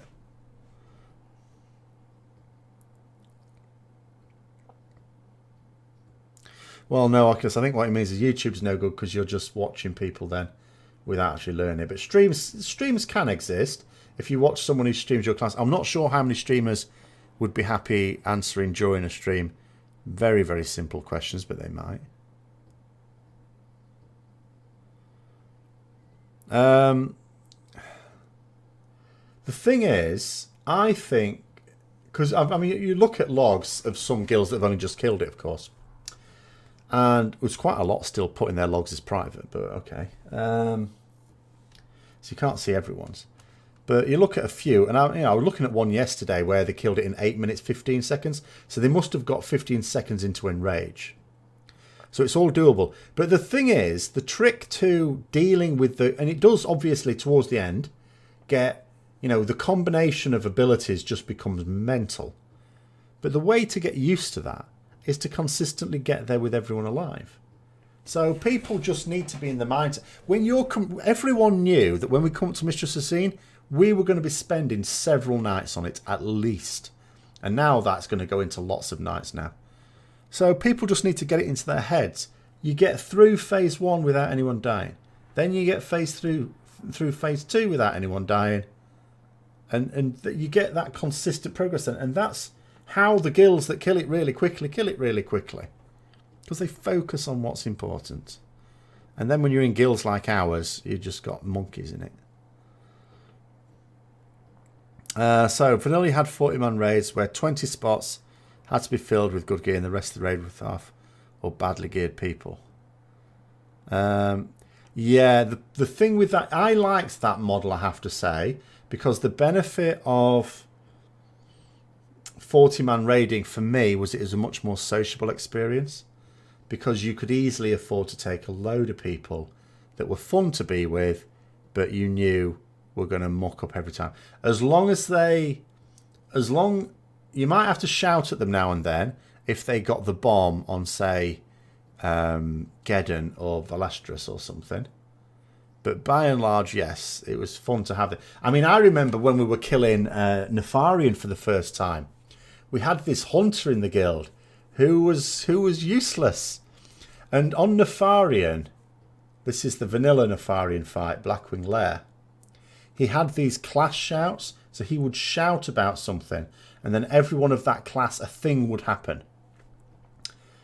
So, for example, with hunters, he would break their weapons, their bows or guns or whatever they had. So what hunters had to do to get out of that is, as the shout went out, they'd have to very quickly swap in a vendor-bought bow or gun. They'd equip that instead. So he would break that, then they'd put their normal gun back on. And you could do that quite easily. You just put it on the action bar. You didn't have to open your bags or anything. But this hunter, every time that shout went out, and we would shout out as well, we would say, hunters, swap your weapons. He never did it. And I remember on the kill itself, you know, the hunter shout went out, and we sort of said, hunters, change your weapons. Then the shout, then it happened. And then you just had this voice coming over TeamSpeak going, oh, I've done it again. Like, what? But you couldn't get away with that these days because people are far too focused on the progression race.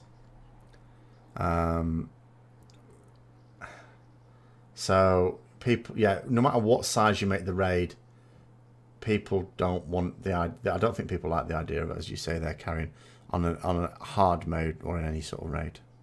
I mean, you can see it with pugs, can't you? People will put together a heroic pug for Tuma Sargeras and ask for, or any raid in fact, and ask for an item level that's about 5 or 10 above the base item level of the gear it drops.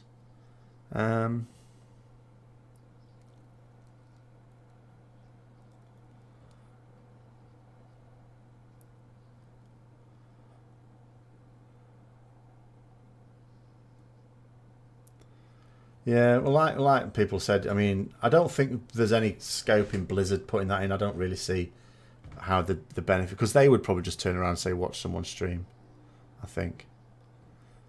Because, like, if I'm sat out, for example, on a boss, I will ask for someone to stream and I'll watch them stream. Well, that's not the... No, the item level requirement is caused by the fact they can get away with it. The fact that they can ask... Yeah, the fact that they can ask for 5 or 10 above is because it's possible to get that because of Titan Forging. But the reason they ask for it is the same reason they used to ask for high requirements in WoD where there was no Titan Forging. It's because they can get away with it. Then, you know, there's no... In a Pug raid, there's no interest in progressing on the fight. They want to kill the bosses first time, every time.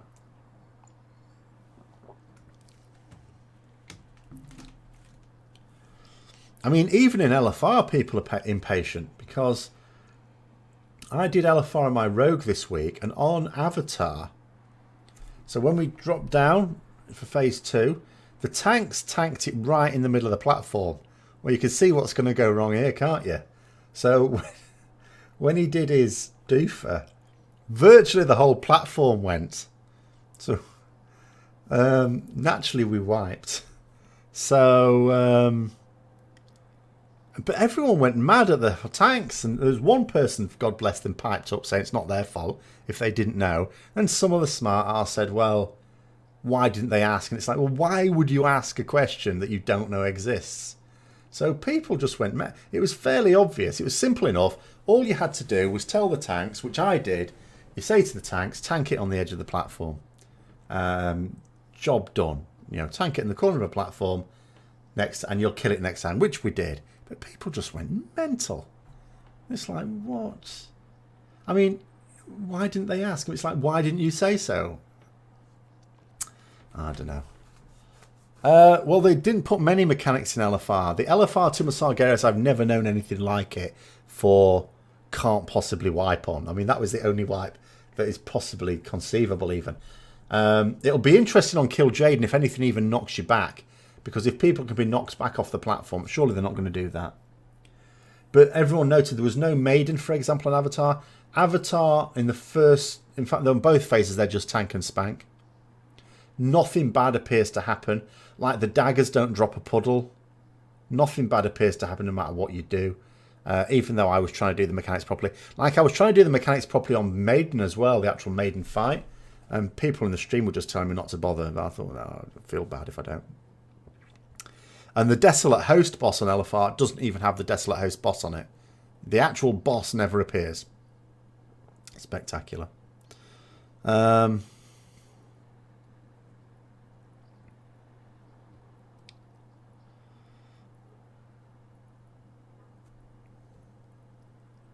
LFR wiped 3 times. What were people trolling then? Why would you taunt and pull it to the middle unless you were just trolling everyone?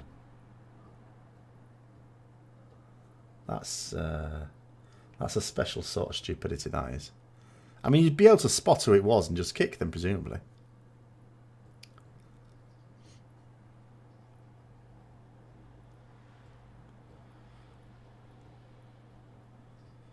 What would I think about adding special fight modes to complement for content drought?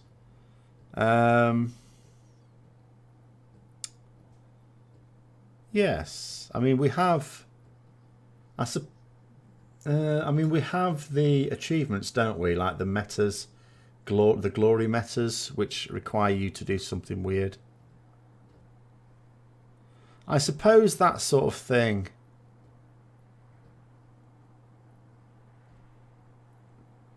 could be alright. It's where you pitch it, I suppose, isn't it, in terms of the difficulty of it? Do you... Whereabouts are you pitching it? Are you pitching it at, like...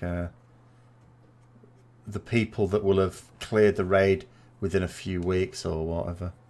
But I suppose that idea has some merit, doing some special achievements that are quite difficult to do, that are different to the meta, the glory achievements. I suppose they run the risk, if they do it, of being accused of... It's a bit like when they introduced mythic dungeons in WoD, and they were accused, not unreasonably I have to say, of trying to mask a lack of content by just rehashing current content, which is what they did. And people might, well, you know, it might be one of those situations where they can't win. People are certainly less tolerant now. The people that play in these days would never put up with what you had to do to even get through a dungeon in vanilla.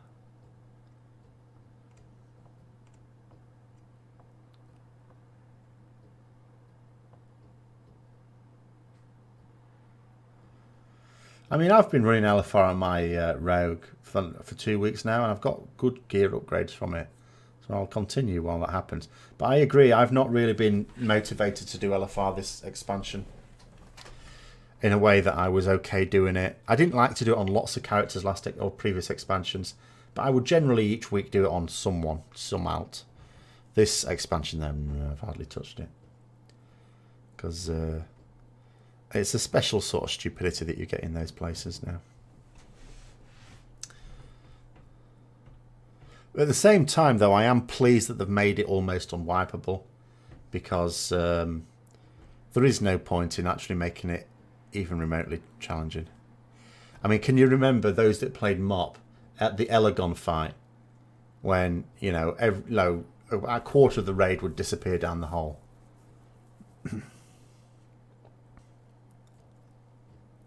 Yeah, CC in dungeons, I remember. I mean, it took you a long time to get a dungeon group, and then you'd have to physically get there, and then you'd have things where you'd have to discuss a pack. You might have 5 in the group. You couldn't have the warrior charge into it because you'd pull another group.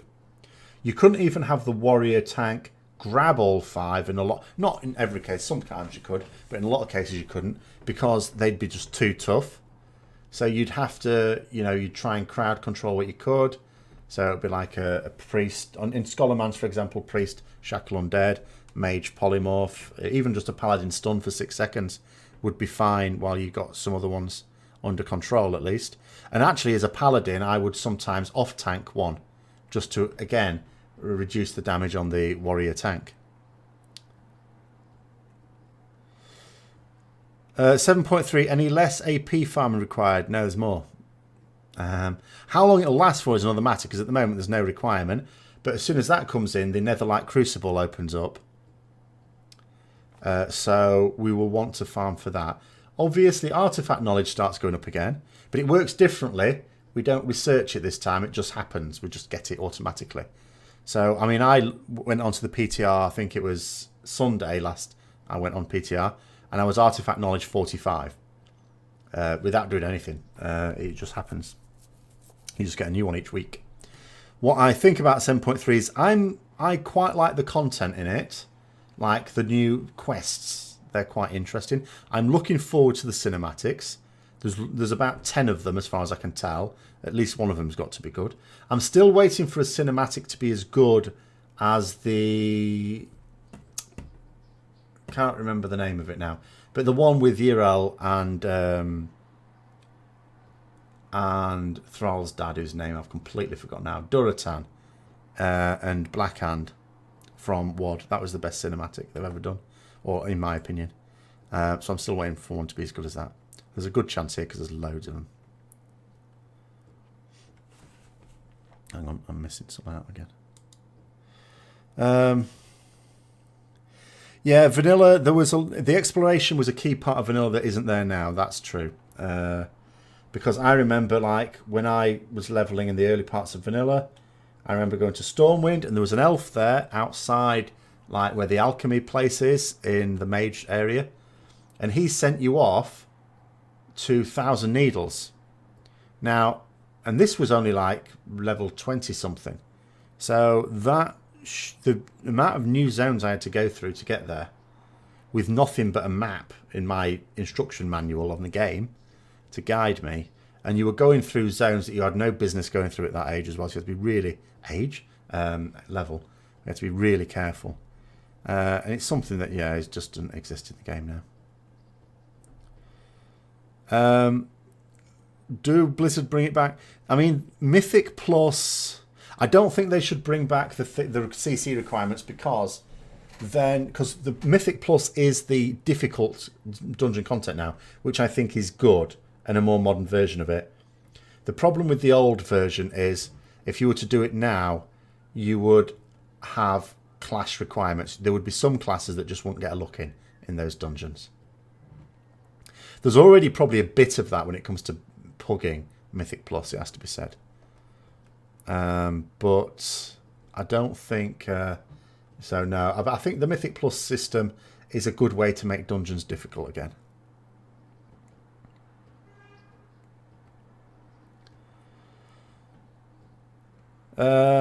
Why Penelope? I don't know. I can't imagine. I mean, I don't know, obviously, but I would think there's enough people in an LFR raid that can do the damage. Obviously, there'll be some well-geared people in there as well who are just trying to get Titan forged.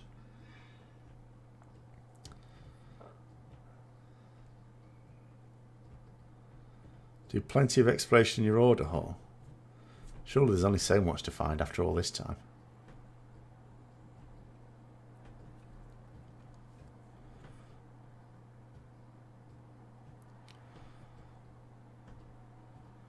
Well, you had to have CC in vanilla, though, as I say, to deal with those things. And if you ever gave any classes no CC, then they wouldn't have a role to play in those dungeons. They wouldn't get invited to those groups. So, some people had better than others, but everyone needed something.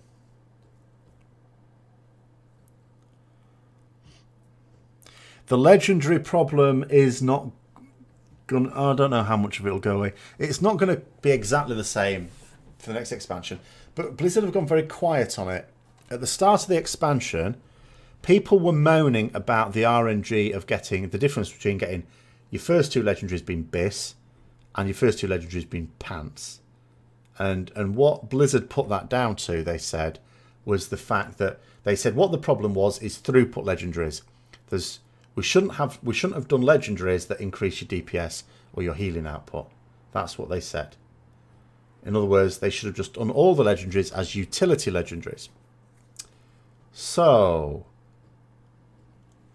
at the time, you would think that their model going forward into the next expansion would be that all legendaries will have utility effects on them, such as like the speedy boots and things like that. Now, whether that is still their aim or whether they've changed their mind, I can't say, because they haven't really said anything about what they perceive as the problems with legendaries at the moment. And if you don't know what they think the problems are, you can't really guess at what they're going to change for the next expansion.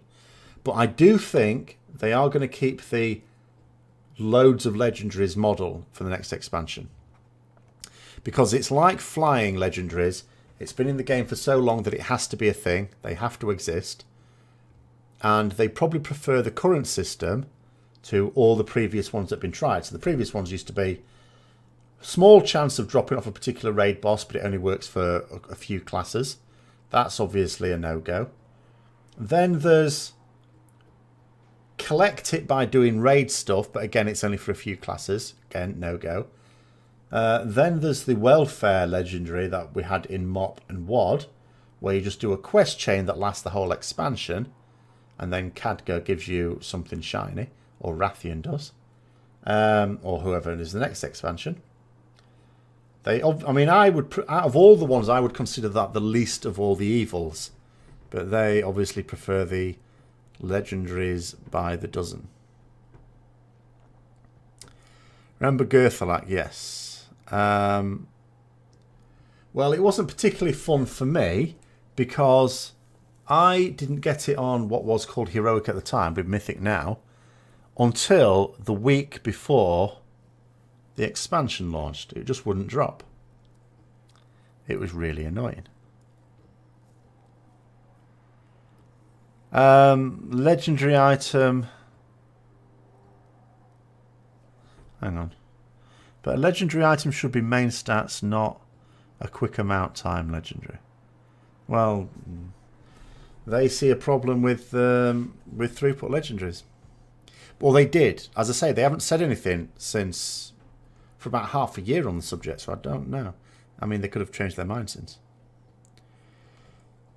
Legendaries are, well, you say they're not an issue for anymore because a lot of people have them now. A lot of people that played the character they're playing now from the start of Legion have them now. But people who are playing the game sort of newish or have re-rolled or playing a different spec may not. And this is the sort of thing that makes it more difficult for them to do that. So legendaries are still a problem.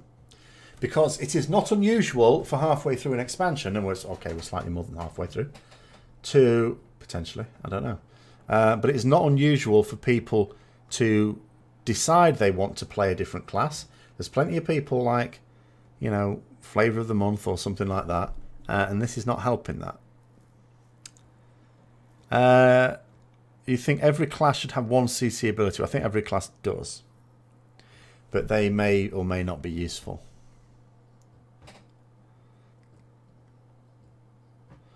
Easy fix for that, make them like heirlooms so you get legendary pants which can be used by other classes. Well, I thought the idea I keep coming up with, I keep boring people now probably, is it strikes me as what they've tried to do with legendaries, this expansion, is very similar, if not identical, to the design philosophy for trinkets. So if the thinking in terms of how you design both trinkets and legendaries is the same, then why not just combine the two concepts? So get rid of trinkets as they exist now and just have those two trinket slots as legendary slots. And then legendaries are basically trinkets. You just combine the two concepts and that goes in there. And that way, you know, they don't have to come up with as many mad ideas for a start. We get a slightly smaller loot table, which is, you know, fine. And then they can have them do whatever they want. And also, you don't have any awkwardness over making a mess of tier set bonuses, because it doesn't clash with anything else. Yeah, well, that's it, Matrix. They won't do that again because they ruined balance. Legendaries for some classes are not a good thing. Would I say that the way legendaries work at the moment is intended? Yes. I think there's a lot of things in Legion that are... I think Blizzard were set the task, the developers that is, were set the task of keeping people subscribed and trying to avoid this cycle of subscribing for a month and then not subscribing for the next patch. I think there's a lot of things about Legion that have been specifically designed to tackle that. And the legendary system is one of them. Whatever happened to green items? We disenchant them now. We turn them into dust. I'll tell you what I thought was hilarious. At some point during Legion, I can't say when it was, but I am fairly certain, like 95% certain, this was not a thing at the start of Legion, but it appeared a couple of months in, is that green items started getting sockets. What's that about?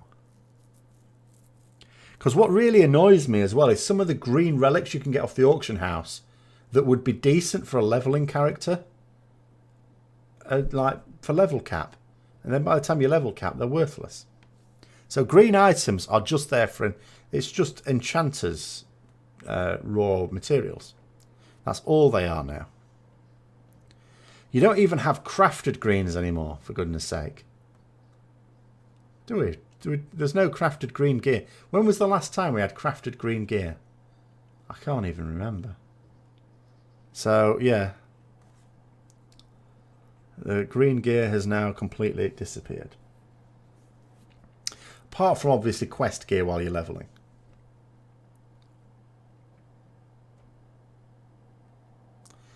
Legendary metagens from MOP. Well,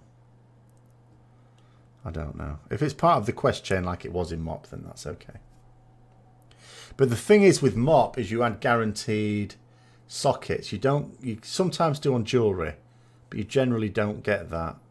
Like the legendary rings, I think all have sockets, don't they? And the crafted necks do, as well as the rings. But generally speaking, sockets is a random upgrade, so it'd be difficult to do that. Not impossible, but it'd be difficult to do that. So you're on 21 out of 22 legendaries. Yeah, I'm not.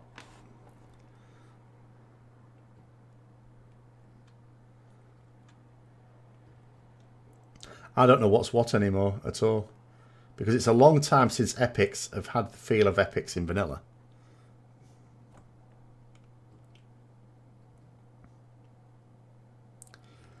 Do they? I know the rings do. Do the necks as well? Can't remember. I'll have to have a look now.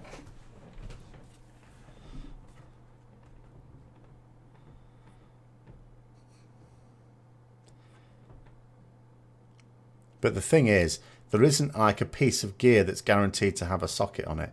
So if you had like a legendary gem for sockets, then that wouldn't work for everyone. Let's have a look.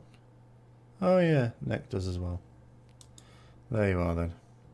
What if the next expansion is gnome based? I don't mind killing gnomes while I'm leveling. Suits me, that's fine.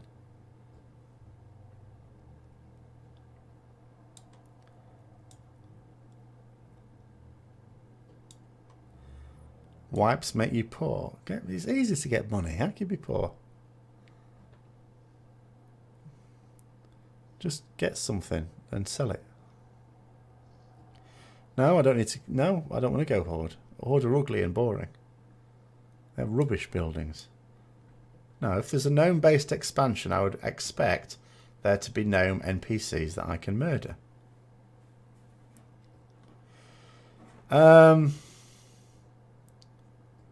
Professions in general, I think I'm getting a few things, but I don't know the full list of them.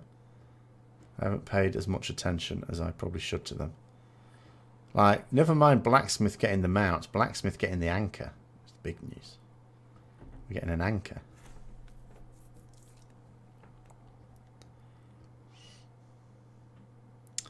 Yeah, well, I would say they are for me, but you know, before the WoW token existed, I would put some effort into raising enough gold.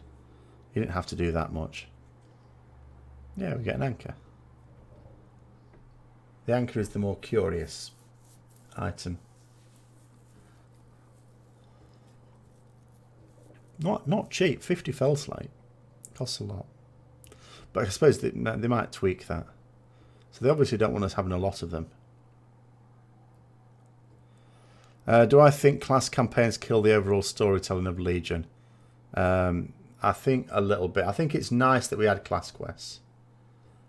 What I don't know about, and what I certainly fear, is that the development time that went into coming up with 12 different versions of a lot of quests is not... I think Blizzard as well came to that conclusion, because they talked about the fact that there wouldn't be any more class-based stuff in Legion, because as they said themselves, when they design a quest for a class, that only 11/12 of the player base get to see it. Now, I know obviously some will have alts, but generally speaking, it's a fair enough point. So I think they recognise. So by, and I don't want to read too much into what they're saying, but by extension, you might think that they regret doing the class order hall stuff. Do I think we'll become leaders of our factions for expansion from now? No. If anything else, I know it annoys a lot of people that we're even at the level we are now. It's a natural thing. You know, you can't carry on as some nameless hobo after you've done all these things that were supposedly done over the years. But I think there has to be a limit. So how about in the next expansion we go back to Azeroth? Yeah, I hope we do. Giving Blizzard the possibility of remaking every zone with the same. That's too much work for them. The same stuff they did on the Broken Shore. It's too much work for them to redo all the zones. They're definitely not going to do that again. I think they bitterly regret doing it in Cataclysm. I certainly regret them doing it, but that's mostly because they made a proper arse of it. But I also think that it would be too much. You know, if they could do anything with the old zones, making them scale would be the obvious thing to do. Yeah, this is the thing, Kisasha, which is why I argue for the leveling experience to be much quicker.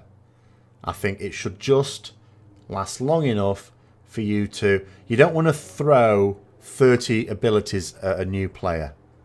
So what I think they should do is to give you enough time to get to grips with the character, giving you an ability every now and then that's it.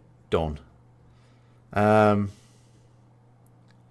What do I think about the current law? I think it's gotten very strange. Do you know, I'm going to read something out, actually, now that you've said that. Because I think it's moving too fast for even Blizzard. Listen what someone wrote. There was a Blizzard reply to that on MMO Champion, front page. So someone said on the forum somewhere, or tweeted, I don't know. I think it might have been a tweet. It says Chronicle, that's the book. Right?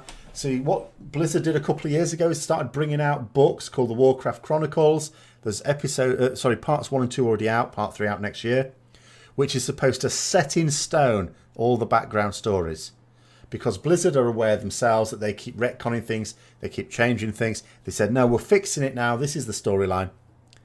So someone posted here, Chronicle shows us that demons always res in the Nether. Now it shows Antorus to be the source, which is the part of Argus. And then they're asking, is that a retcon or is it explained in game? The assumption, the response there from Muffinus, one of the community managers, says, I assume you're referring to Terralian's dialogue. I shall say no more on that. And then the response to that was, that is where most people get to and then become confused. So I would say, yes, that dialogue is a point to clarify. Blizzard's response to that, or Muffinus's response to that, is feel free to speculate. Sort of answers that. So basically, the lore is now getting so far out of whack, even based on the books they've only just brought out, that even the community managers don't feel confident. Because I think that's what that is. I think he just doesn't feel confident giving a definitive answer, to be fair, in case something that Blizzard do 3 months in the future completely changes it.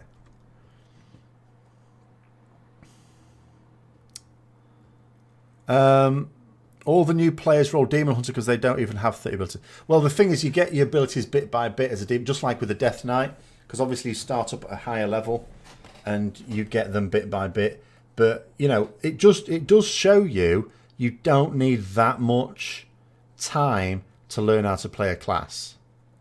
Now, I think there should be more than that just for the abilities as well. I think you should also have some time to get the background story of the game, which is where my idea for a single quest line, that if you choose to pursue it, will introduce you to all the basics of World of Warcraft lore. Well, to be fair, I don't think World of Warcraft builds itself as exclusively fantasy with the spaceships and stuff. It's like sci-fi fantasy. It's like Star Wars. Star Wars is a mixture of science fiction and fantasy. You know, this is just a similar sort of thing. Know that everyone hated vehicle combat was introduced. I certainly did. Do you think it's possible to make it more fun? Depends on whether you enjoy it or not. I don't think so. I don't enjoy vehicle combat. And it's not just that I haven't enjoyed the specific vehicle combats that we've had. I just don't enjoy them full stop. Can't talk about lore when a random level 110 elite could wipe the floor with the whole ICC at once. I don't know. Imagine buying WoW, then rolling your new tune, then get into Azeroth and wonder where the heck everyone is because they're all beyond Argus. Yeah. Oh no. I knew I shouldn't have logged on game. People are whispering me now. Never mind, ignore them for now.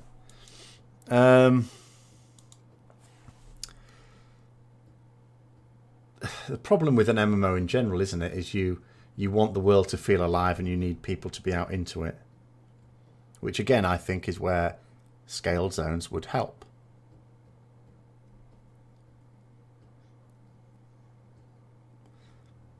It might also prevent a few people going around to low level areas and ganking people that are 100 levels below them for whatever reason that makes them feel big.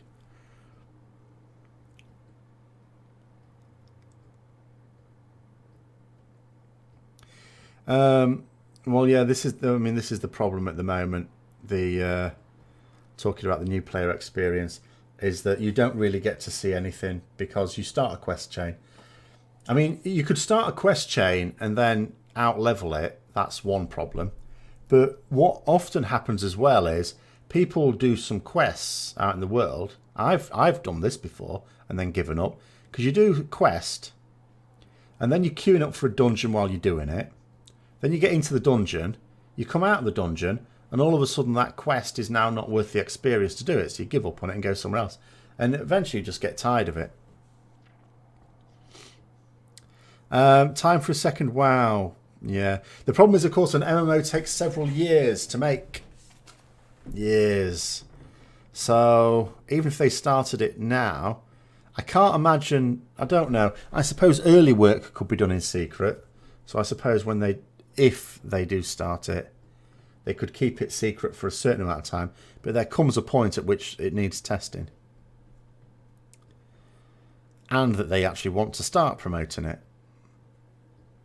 Because that would be an interesting time. Let's say they were to do a World of Warcraft 2, as opposed to simply a Warcraft 5, which would be a different type of game. I can imagine from Blizzard's point of view it's difficult to manage, because as soon as you announce that you're doing another World of Warcraft MMO, assuming they do, they may never do that, but let's say they did, how's that going to affect the current player base? Some players may feel, well, what's the point of carry on playing because my characters are going to disappear in a couple of years? World of Diablo. I mean, that might be a way to do a more modern MMO without capsizing their own World of Warcraft game, potentially. But there you'd run the difficulty of, so would you play, because for my money, I wouldn't really care. If a new MMO came out, Blizzard made a new MMO, I'd be really interested to see what they would do in terms of a properly modern MMO. And I wouldn't really care whether it was Warcraft or Diablo, although I prefer Warcraft in terms of lore. But then, because that makes that earlier question a bit more interesting, would you give up WoW to play the new MMO, knowing that you could commit to it, get to endgame, join a guild, all the rest of it, and not actually enjoy the endgame? Because maybe Blizzard do something a bit mad? I don't know. Hang on, comments coming too quick again.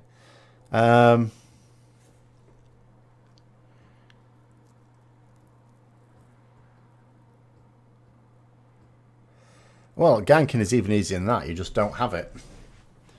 If they did a proper world PvP, which means not combining it with PvE zones, then you could remove the whole problem, but they're not going to.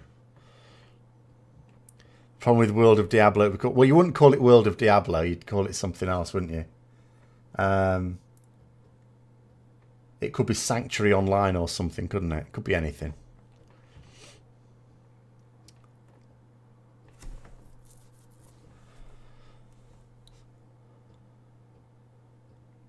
You don't have to have the words world or online in any MMO title. You could call it something else. I'm sure they'll think about that. Pretty sure the next big MMO won't have raids as end games, only dungeons or solo stuff. That is possible, especially if Blizzard make it. They could well argue it could be possible. I would be disappointed with that because it would feel perpetually casual. Even when you look at the Mythic Plus system, obviously there's nothing casual about pushing the super high keys. But there comes a point at which there's only so many people bothered about doing that. They would need to change. There's no target. No. And yeah, absolutely. If Blizzard made a new MMO, I don't think there's any doubt about it. It would be an action combat system. There's zero doubt about that in my mind. I think it would take a lot of the modern MMO concepts. You would not have targeting. You would probably not have as many abilities as we have now. Or they do it like in, say, ESO, where you can have lots of abilities, but you get a limited task bar and you can only choose so many at a particular time. They might do it like that. All those sort of things I'm sure would come into it. But I'm sure they'd also have enough intelligence to add in some unique features as well.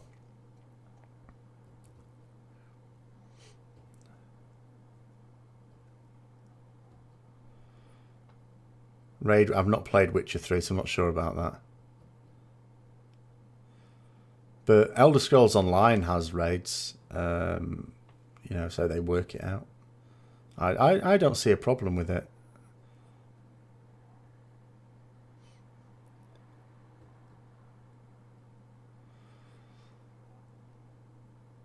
Well, the thing is, could they... The problem is, if they brought out a new MMO, and it almost doesn't matter what it is, they'd be dividing their player base. There would come a point at which they would put their resources into the new one, I think. It would signal the death knell of World of Warcraft if they did another MMO, regardless of which of their games they based it on. I hope it isn't a StarCraft one, because I just don't like sci-fi games for some reason. I like sci-fi movies and books sometimes. Never games. I don't know why. Instead of making a World of Warcraft 2, couldn't they just upgrade the graphics like they did? It's not just a case of graphics. There's lots of features of the game that are in massive need of update. And at the moment, they have no way to bring in new players. I'm not saying there's no new players coming in, but it's a trickle. And there's no effort to put in to getting new players into the game. None at all. It's a horrendous experience for them. What do I think about Warcraft 3 Remastered? I've done RTSs. This is my fear for the fact that I think maybe the next Warcraft game won't be an RTS. Because for me, RTSs... I've sort of had... I'm not saying that... I mean, I know they still keep making new Civilization games, but I think they've sort of had their day. And I know there's people who think the same way about MMOs, which means that the next Warcraft game may not even be an MMO. I'm not quite sure what it would be. It might be an action RPG single-player game.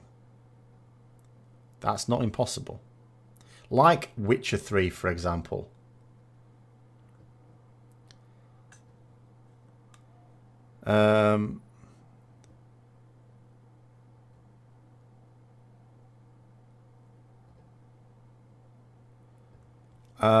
It would be quite a bad idea if you had collision detection between player characters. The amount of trolling that would go on would be obscene. Oh, sorry. I'm not sure why. I haven't... It might just be there's only so many comments it can cope with at any one time. This is probably the busiest the chat box has been all night.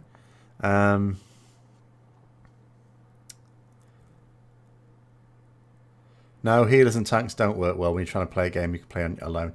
Other than NPC ones. Like there's some content in World of Warcraft, isn't there?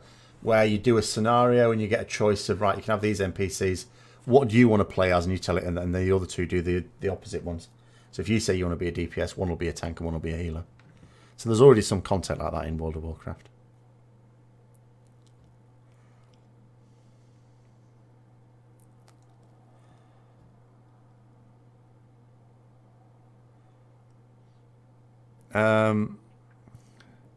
Blizzard thinks it's easy to get subs from returning players.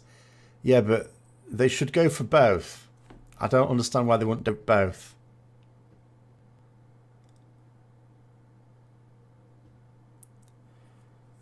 Because the problem is returning players. I'm sure they make money off them because you hype them for an expansion, and they've done that successfully for both WoD and for Legion. You hype them up, they buy the expansion, they play it for a month. But the reason they're returning players is because there was something about the game they didn't like before, or something in their life just stopped them doing it. Maybe they became parents or something, you know, or just got promotions at work, works harder, or whatever it was. So they couldn't do it anymore. So they come back. The same problem exists. They might deliberately only be coming back for a month just to try it out. So, you know, you might make money off doing that, but in terms of keeping the player base, you need to go for new players. You're always going to lose players, so how do you do that? You get new players.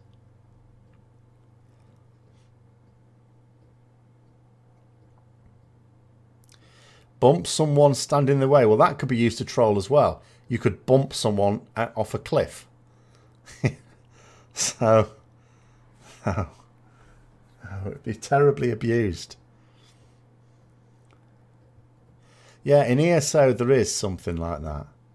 But in World of Warcraft, there's some quality trolls in World of Warcraft. There's behaviour you would not see anywhere else, or well, not in the other games I played anyway.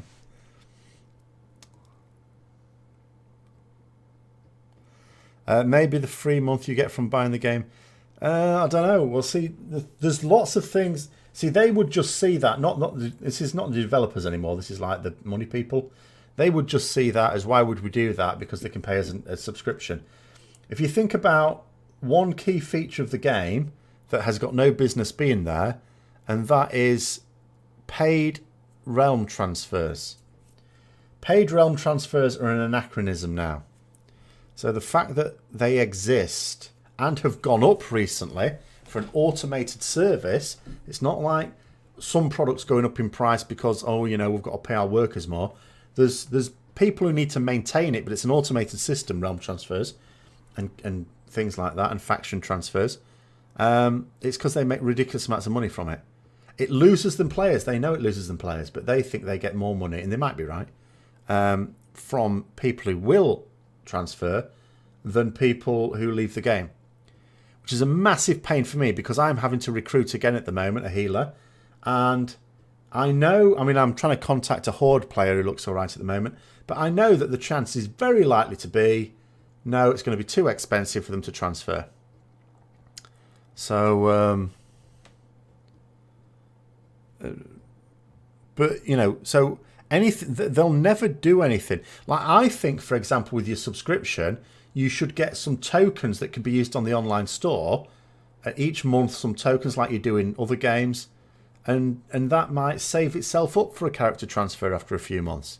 I think they should do that, but they won't do it because they see it as, why should we do that when people will pay us the money anyway? And you can imagine the accounting department going, oh, we put the prices up recently. Do you know what? People are still buying it. They're laughing.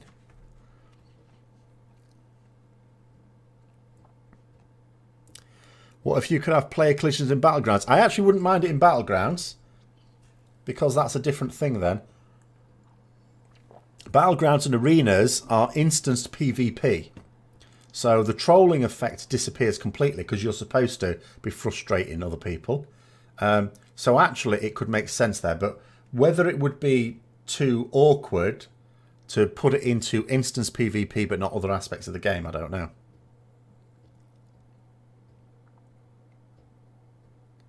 I mean, imagine it in a raid. If you've got to run to a particular spot and there's a couple of players in your way, you're having to shout at them to get out of the way.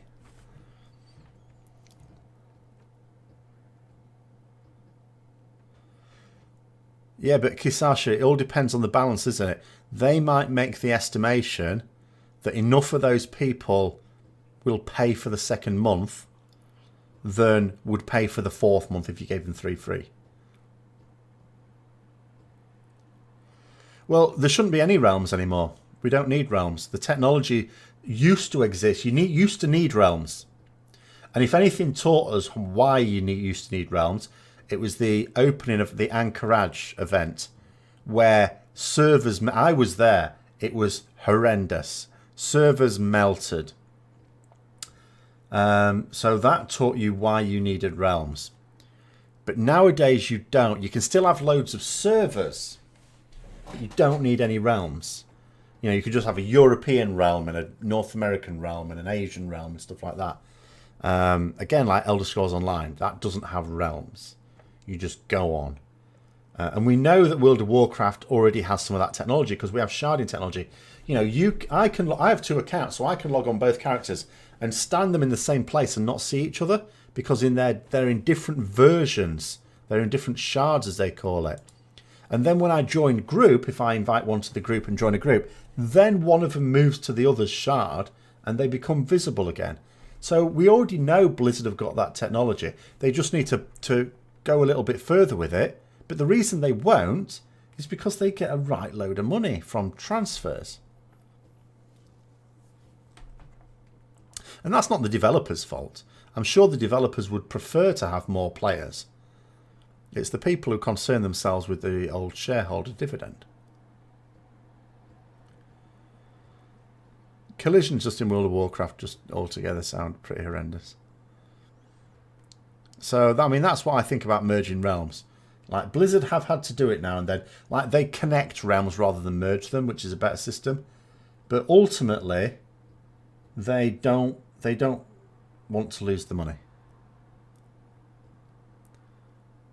Well, I remember with the Anchorage event, as soon as I saw it's going to be a bit of a problem, trying to escape that zone, I got as far as Feralus, I think. I just ran away. But it still caught up with me. I got disconnected. I don't think you can link things in here. I'm pretty sure links get deleted in the chat. Because people do naughty things.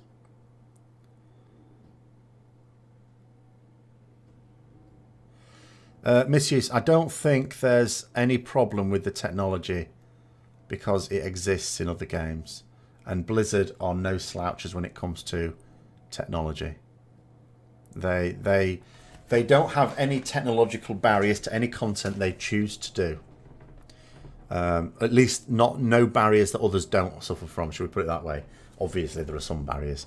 But yeah, Blizzard have access. If they want to do something, they have the resources to be able to do it.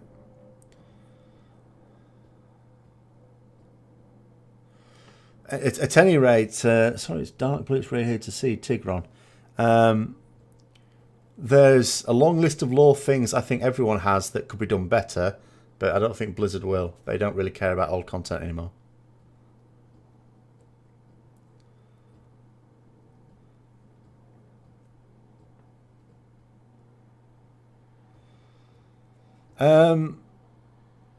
It might take a long time to get it right, yes, and they don't want to mess it up, certainly. But they won't do it anyway, because ultimately it's money.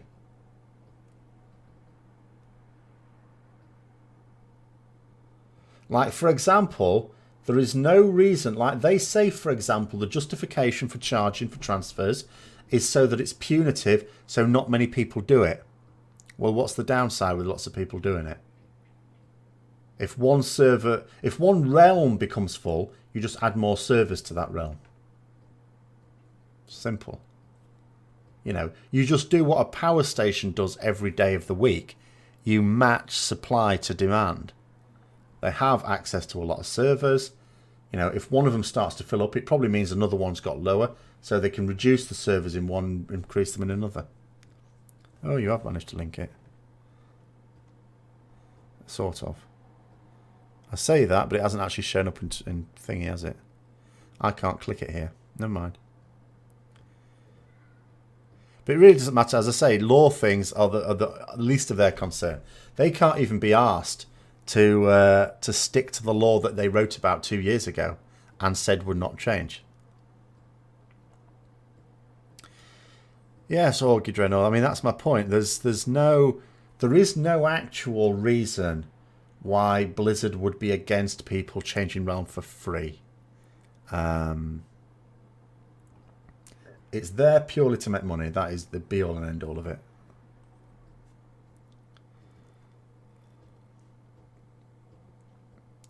Right, Wolfrish. They did do that one time where they made a certain boss in a raid become a PvP fight. But well, it sort of did with NPCs. This is a stunningly bad idea. PvE players don't necessarily like PvP. I hate PvP. I don't want to, in the middle of a raid, suddenly find myself in a battleground. When I want to do a battleground, I'll queue up for a battleground. They did come close to putting PvP encounter in PvE one time during the whatever it was in Wrath, which I wasn't even there for. Trial of the Grand Crusade or whatever. Whichever the raid was called, I can't remember. There was a dungeon in a raid. And in the raid, one of the bosses was like a series of opposite faction NPCs. And that was not well received. Trial of the Crusader, was it? There you go. I know at the time that was not a well received thing.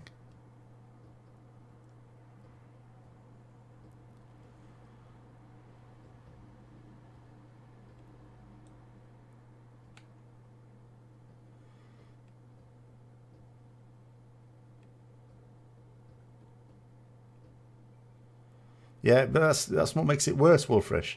Because then it's PvP. Like, you get that in a battleground. Like, when people want to do battlegrounds, they'll do battlegrounds. If people do a raid, they don't want to do battlegrounds. Do I see another Ashran zone in the future? I think the thing is, they keep cocking it up. They should have a large world PvP area with proper objectives in it, sieges, all the rest of it, all the things you get in good MMOs PvP systems. But they don't. Like the Winter Spring the problem is it's tiny and the objectives are pathetic. Like it's just so crap. I cannot begin to describe how crap it is when you compare it to a game that's done well. I mean, you think about Warhammer Online, never mind ESO now, Warhammer Online. And that was such a basic game. They got a lot of things wrong in it. But the PvP, even though it was limited, was fun. Because you had... The way the zones were arranged is like... It would be in 3 strips. Imagine 3 columns each zone. And each outer column was for PvE areas. One for one faction, one for the other. And then the middle zone was PvP. And... You had like forts and stuff like that, and one faction would try and capture the fort, and then they'd hold it, and then the other faction would try and destroy it. And if you captured enough forts, then you could besiege the opposition's city. You know, and that was actually fun. It was limited, but really fun. And you have aspects to PvP that you cannot experience in World of Warcraft. It's impossible to experience. So, for example, you'll have a thing where you're attacking a fort. There'll be some people in charge of getting siege weapons.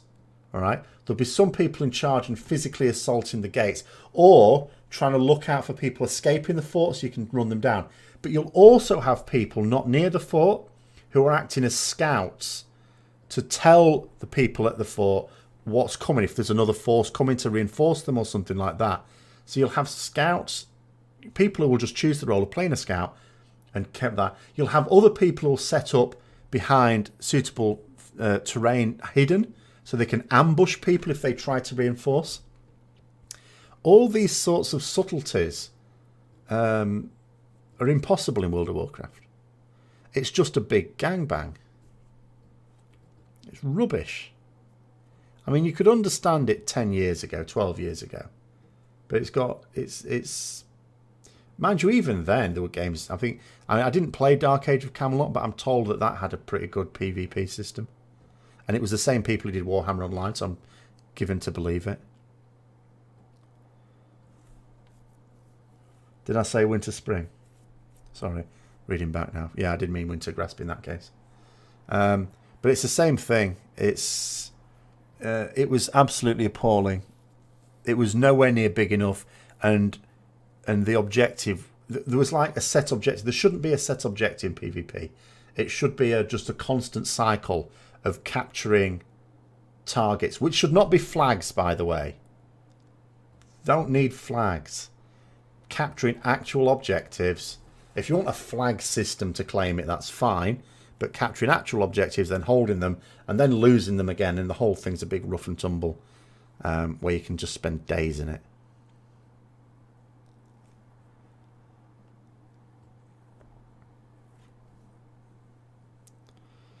Well, the PvP world quests now are not even PvP, and that's the only reason I even do them now anyway. You just go there, you kill a named NPC, then you kill a load of other NPCs. Done. Out of all the battlegrounds, Arathi Basin is quite nice. I hate with a passion Warsong Gulch. Absolutely hate it. I'm just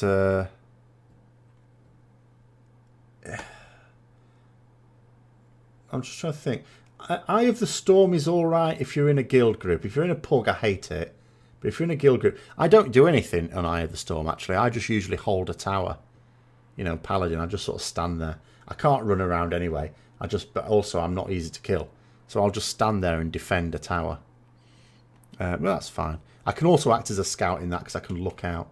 But it just makes me cringe every time I play PvP in this game. Because because before I played other MMOs, I just thought that I didn't like PvP in an MMO situation. And I just thought, oh, it's a bit rubbish. But then when I played it in games where it's done well, I just thought, this is rubbish. Shouldn't there be more NPCs in the battlegrounds? There should be more players. They shouldn't do battlegrounds. They should encourage proper world PvP, not in the world as we know it now. A massive zone like Elder Scrolls Online. That is the best model I can think of for what you should do for large-scale PvP. I cannot think of a better system. And you get massive battles there. You don't need NPCs because you get you get massive battles, other parts, and it's such a huge map. You can go to different places as well. There'll be some places where you can get a small skirmish as well. If you've got an actual team, if you're in a guild, a PvP guild, you could go in with your team and actually you could choose to join the main action, or you could say, okay, well, everyone's distracted over there. We'll go and capture this objective, and as soon as you do that, other faction will see that, and then you'll get people coming to you, and it all becomes very, very interesting. It's not big and empty, though. Most of it is huge because then you've got the facility to be able to go somewhere else, but it's not empty because you go to the place where the fighting's happening.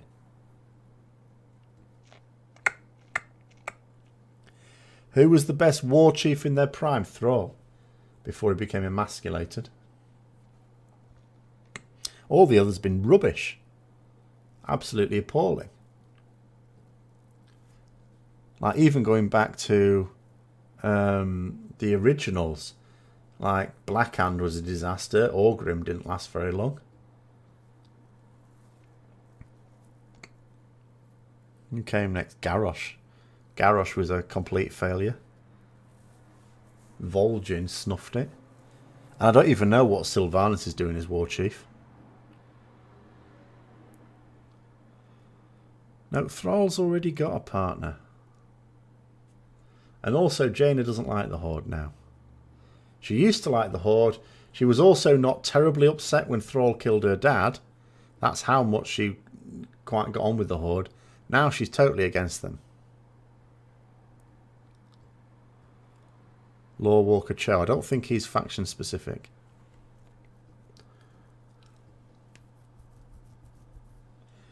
Well, I mean, technically it makes it better if an Orc is war chief. Because you sort of imagine the Horde war chief just being someone very shouty. Someone who shouts a lot. Orcs are good at shouting. The Tauren are too sort of peaceful. Trolls can't even stand upright. And Forsaken, I mean, really shouldn't even be in the Horde. Like, they're only there for gameplay purposes. Lore-wise, it doesn't make a lot of sense to ally with the Horde. Are they planning a WoW 2 movie? Well, a Warcraft specifically 2 movie. Yes, I believe so. Nothing's been announced yet, but I do on my other Twitter account still follow Duncan Jones. And every time, if all you have to do, by the way, to get retweeted by him is say how much you love the Warcraft movie. He retweets it all the time. So he's very keen to do it, clearly. A gnome leader of the Alliance? No. Gnomes can't even lead the gnomes. They're certainly not going to lead the Alliance.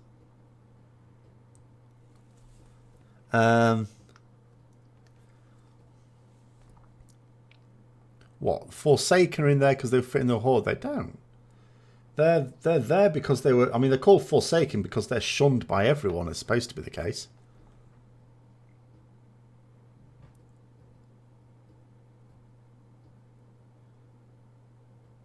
Garrosh is dead.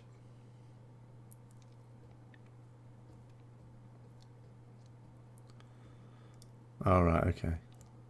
Well, it takes that long, apparently. Except I am noticing some messages coming up here that are not coming up here, where you would see them.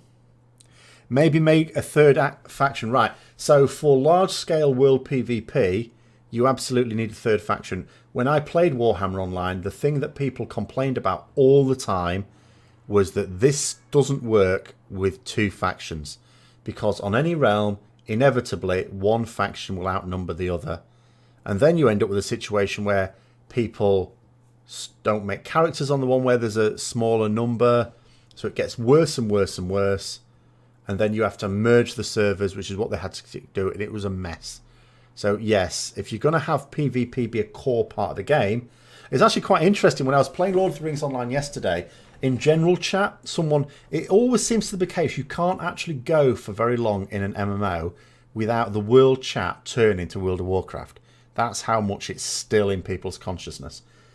But someone was saying how World of Warcraft was a PvP game. And I was just looking at it thinking, what? It's never been a PvP game. PvP was tacked on to World of Warcraft. It didn't even get its first battleground till it had been out for, I think, in America nearly a year.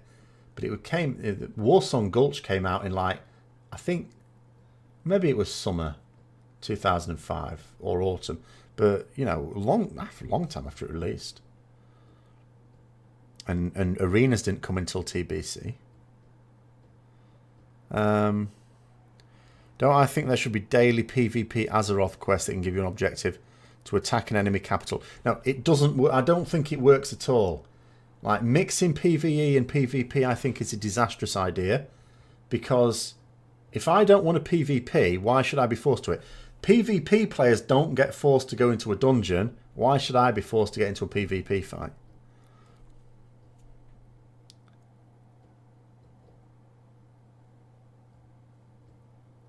But, I don't even know what Baron's chat is. Even as a Horde player, because I didn't actually level up as a Horde player.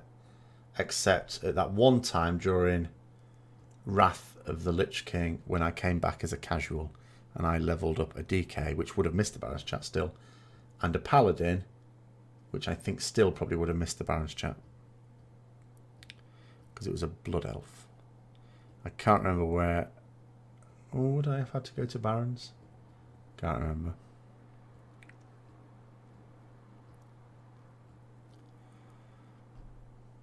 No, they're not just called forsaken by the Lich King. They're forsaken by everyone. They were forsaken by their own people. They weren't forsaken by the Lich King. They forsook the Lich King. The Lich King wanted them in his scourge. They're called forsaken because they're forsaken by their own people, the humans and elves, traditionally.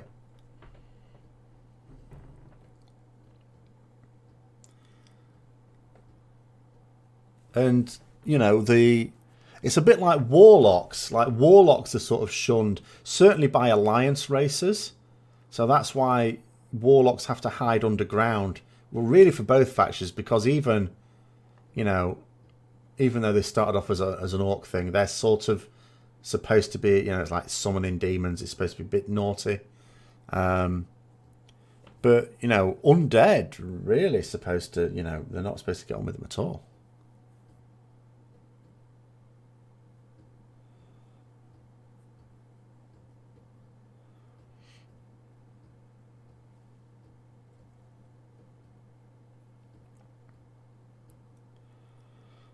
Baron's Chat was very popular. Well, I've heard of the concept of Baron's Chat, but I've never really experienced it because I played Alliance. When I did play Horde just for a laugh now and then, I only did it for a few levels, just to smack those peons around the head.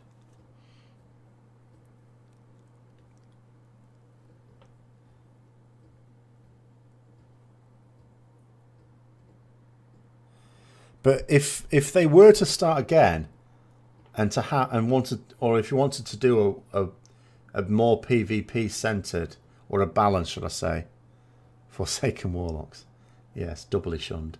Their warlockness makes them shunned by the Forsaken, and their Forsakenness probably makes them shunned by the other warlocks.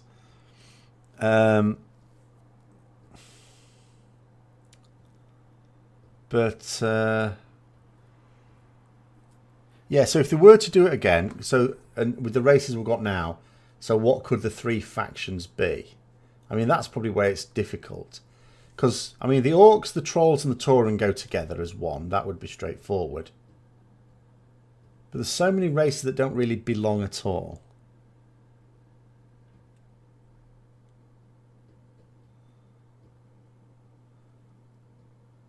Well, I don't know.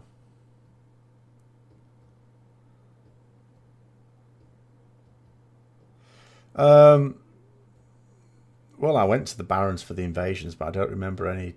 I probably didn't pay attention to the chat, though, to be fair.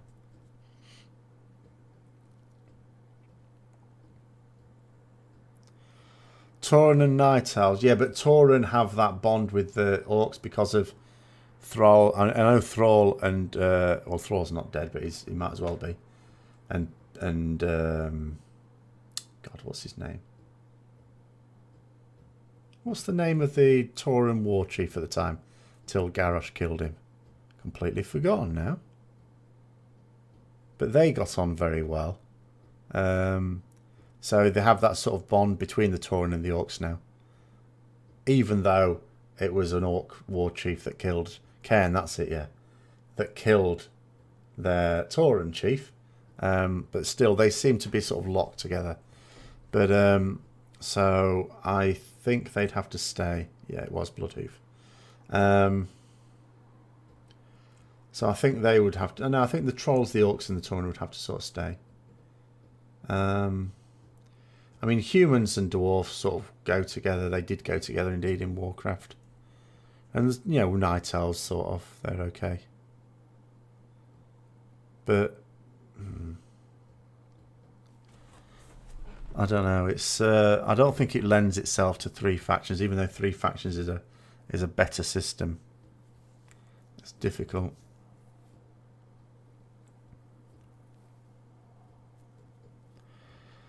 We need less politics. There's too much politics in WoW.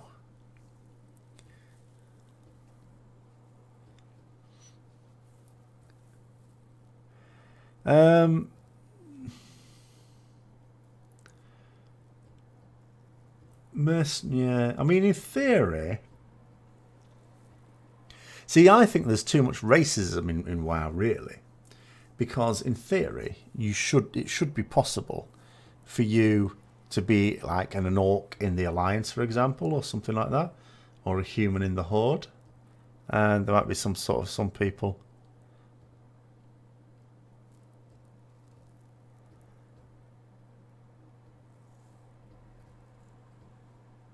Yeah, the problem is though, Tigron, when you say that, no one else can see you. And if everyone did it, it might sort of stop that as well. It's not deliberately picking on you. It was just because there was a time. It's slowed down now when it was just going really quickly. But I mean, it's too late now. It's done. What's done is done. But it's the fact that it's all along those race lines. It's like, if you are an orc, you will be in the Horde. Like, well, what if I don't want to? What if I don't like Sylvanas? You know, or you might be a blood elf paladin, and you go, oh, I don't want to be led by an undead, because that makes no sense. Why don't I go to the Alliance, which is led by a paladin, or someone who's about to become a paladin? That makes much more sense. Can they? I can't see it on my chat box. How strange. All right then. Except the problem is you're spamming my my message folder. I have to get rid of them all. Well, why wouldn't you want to live in Ironforge? All the Alliance cities are... The only Horde city that I think is all right is Undercity. And that, if you think about it, really is an Alliance city. Because that they just took over an Alliance city. But Undercity I quite like. But the rest of them are appalling. Absolutely god-awful. Silvermoon wouldn't be too bad if you could fly around it, but you can't. Orgrimmar is just a series of mud huts and tents. You know, it's just, no.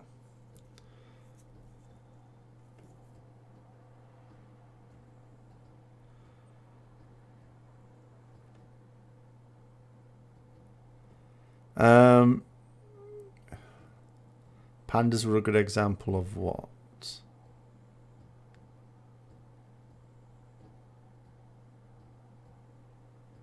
Oh, I see what you mean for the factions thing.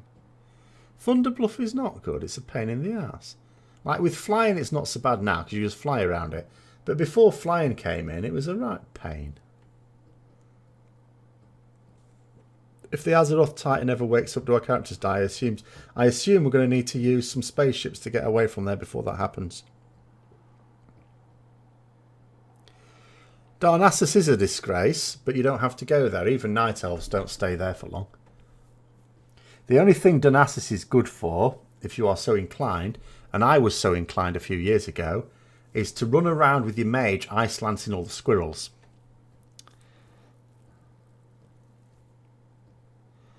What's the name of the neutral hub on Argus? I've forgotten. It's the ships we're on. I don't know. Can't remember. Not that it should be very neutral, because on board you've got Velen, Turalyon, Illyria, who are all Alliance characters.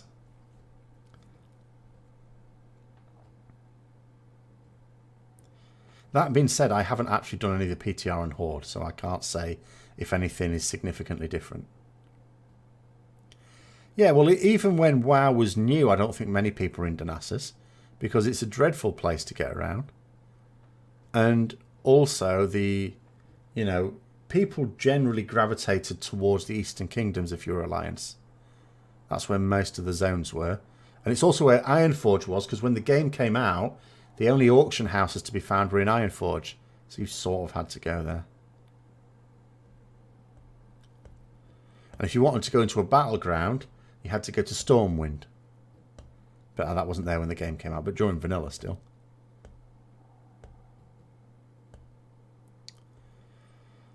Yes, I know, yeah, no possibly making it flying in around Silvermoon.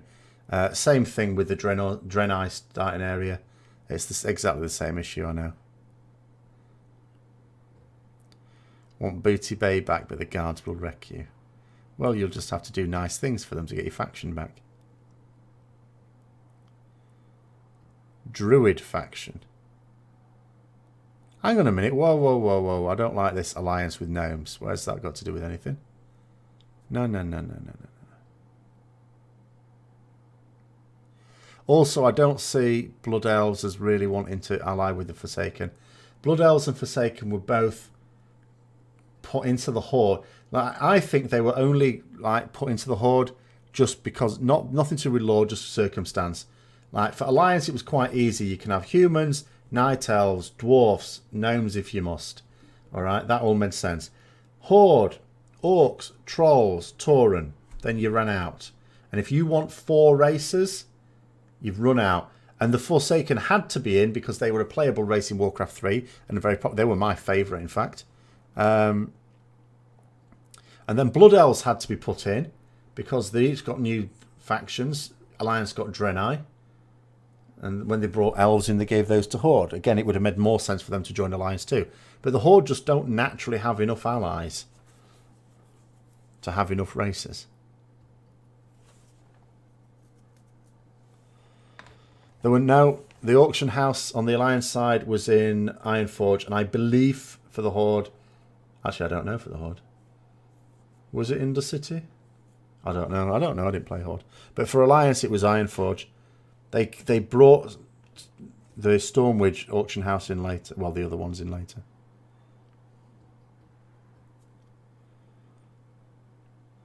Have Fel, Taurus, why not other affinities? Absolutely. Well, I'm absolutely in favour of having sub-races in the game as a form of character customization. Still don't know how I feel about Night Elf Paladins. I know exactly how I feel. Shouldn't be a thing. They should be just humans. I don't mind dwarfs as well. Draenei are fine too. Everything else, no. Can I unban you from Warrior Discord? How am I supposed to do that? I don't even have Warrior... I'm not even in Warrior Discord. I don't even know anyone in Warrior Discord. No, I'm not. I've got nothing to do with Warrior Discord.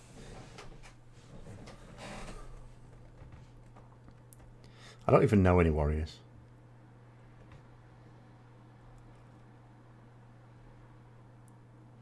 Well, apart from the 2 warriors in my guild, but I'm guessing they're banned from Warrior Discord as well.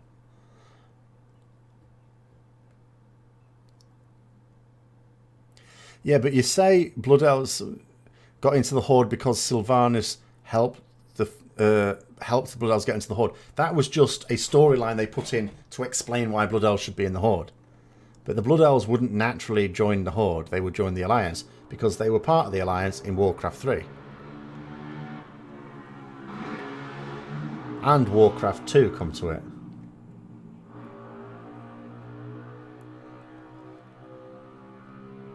No, I've got nothing. I've got no influence. Yes, and Skit, the aforementioned person, if he ever went into Warrior Discord, would be banned within 10 minutes, as you well know. I'm not racist against warriors. Although, some warriors, it has to be said, are gnomes. Thoughts on Paladins in Tomb? Not very good. Now that fighters have been nerfed and we've been buffed a bit, then it's not such an issue. But at the start of the thing, it was a big issue.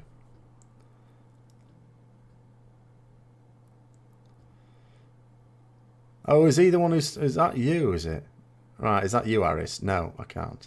I can ban you from Twitch, though. How about that?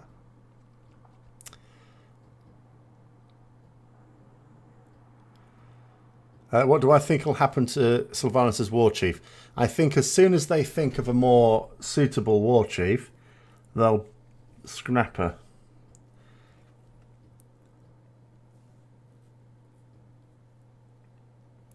But at the moment, I don't see anyone rising up. I don't know, because I did play Horde at the start of Legion, and I didn't see anyone like standing up. None of the current leaders would be suitable. So you'd need probably an Orc. I mean, the only one that would come close, I suppose, would be Bane Bloodhoof. But they don't seem to last very long, these Horde war chiefs. Yeah, but the reason Alliance failed to help the Blood Elves defend Silvermoon is because the Blizzard writers said so, not because it made sense. The Alliance would absolutely have defended Silvermoon in Warcraft 3, which they did. In fact, that's why they joined the Alliance, in fact Warcraft 2 I should say, because the Alliance helped them defend their lands.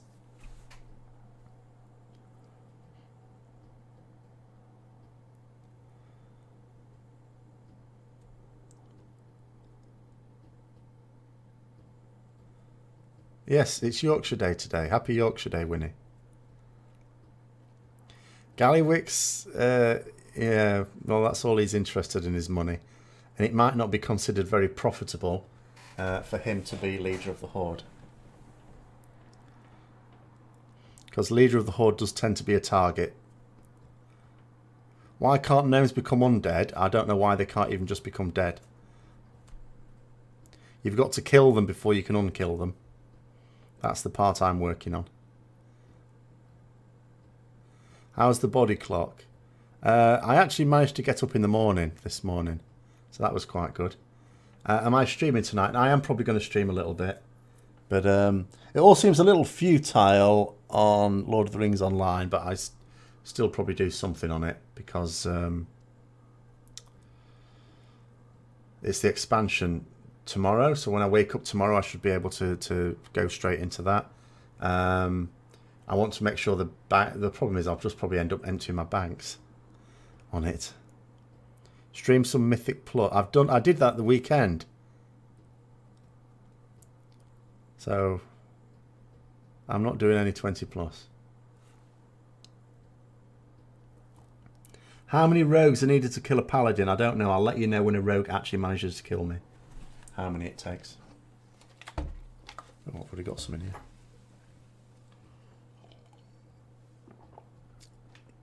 Do I recommend a movie? I don't really watch many movies. But I'm guessing we've sort of come to the end of this one now. It's lasted 3 hours. 3 hours. Usually lasts about 2. I don't know what's riled you all up today. But Vol'jin is alive, trust me. No, he's not. He's dead. He broke his tusk and everything. So I'm going to call this one to an end here. But I will...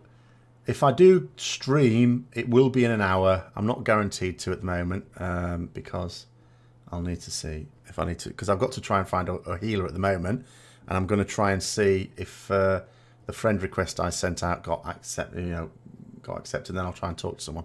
But we'll see. So maybe in an hour. I also need to sort out some audio stuff. But anyway, thanks for coming on, and I shall see you either tomorrow for our raid circus, stream, or next Tuesday for another discussion. So see you later.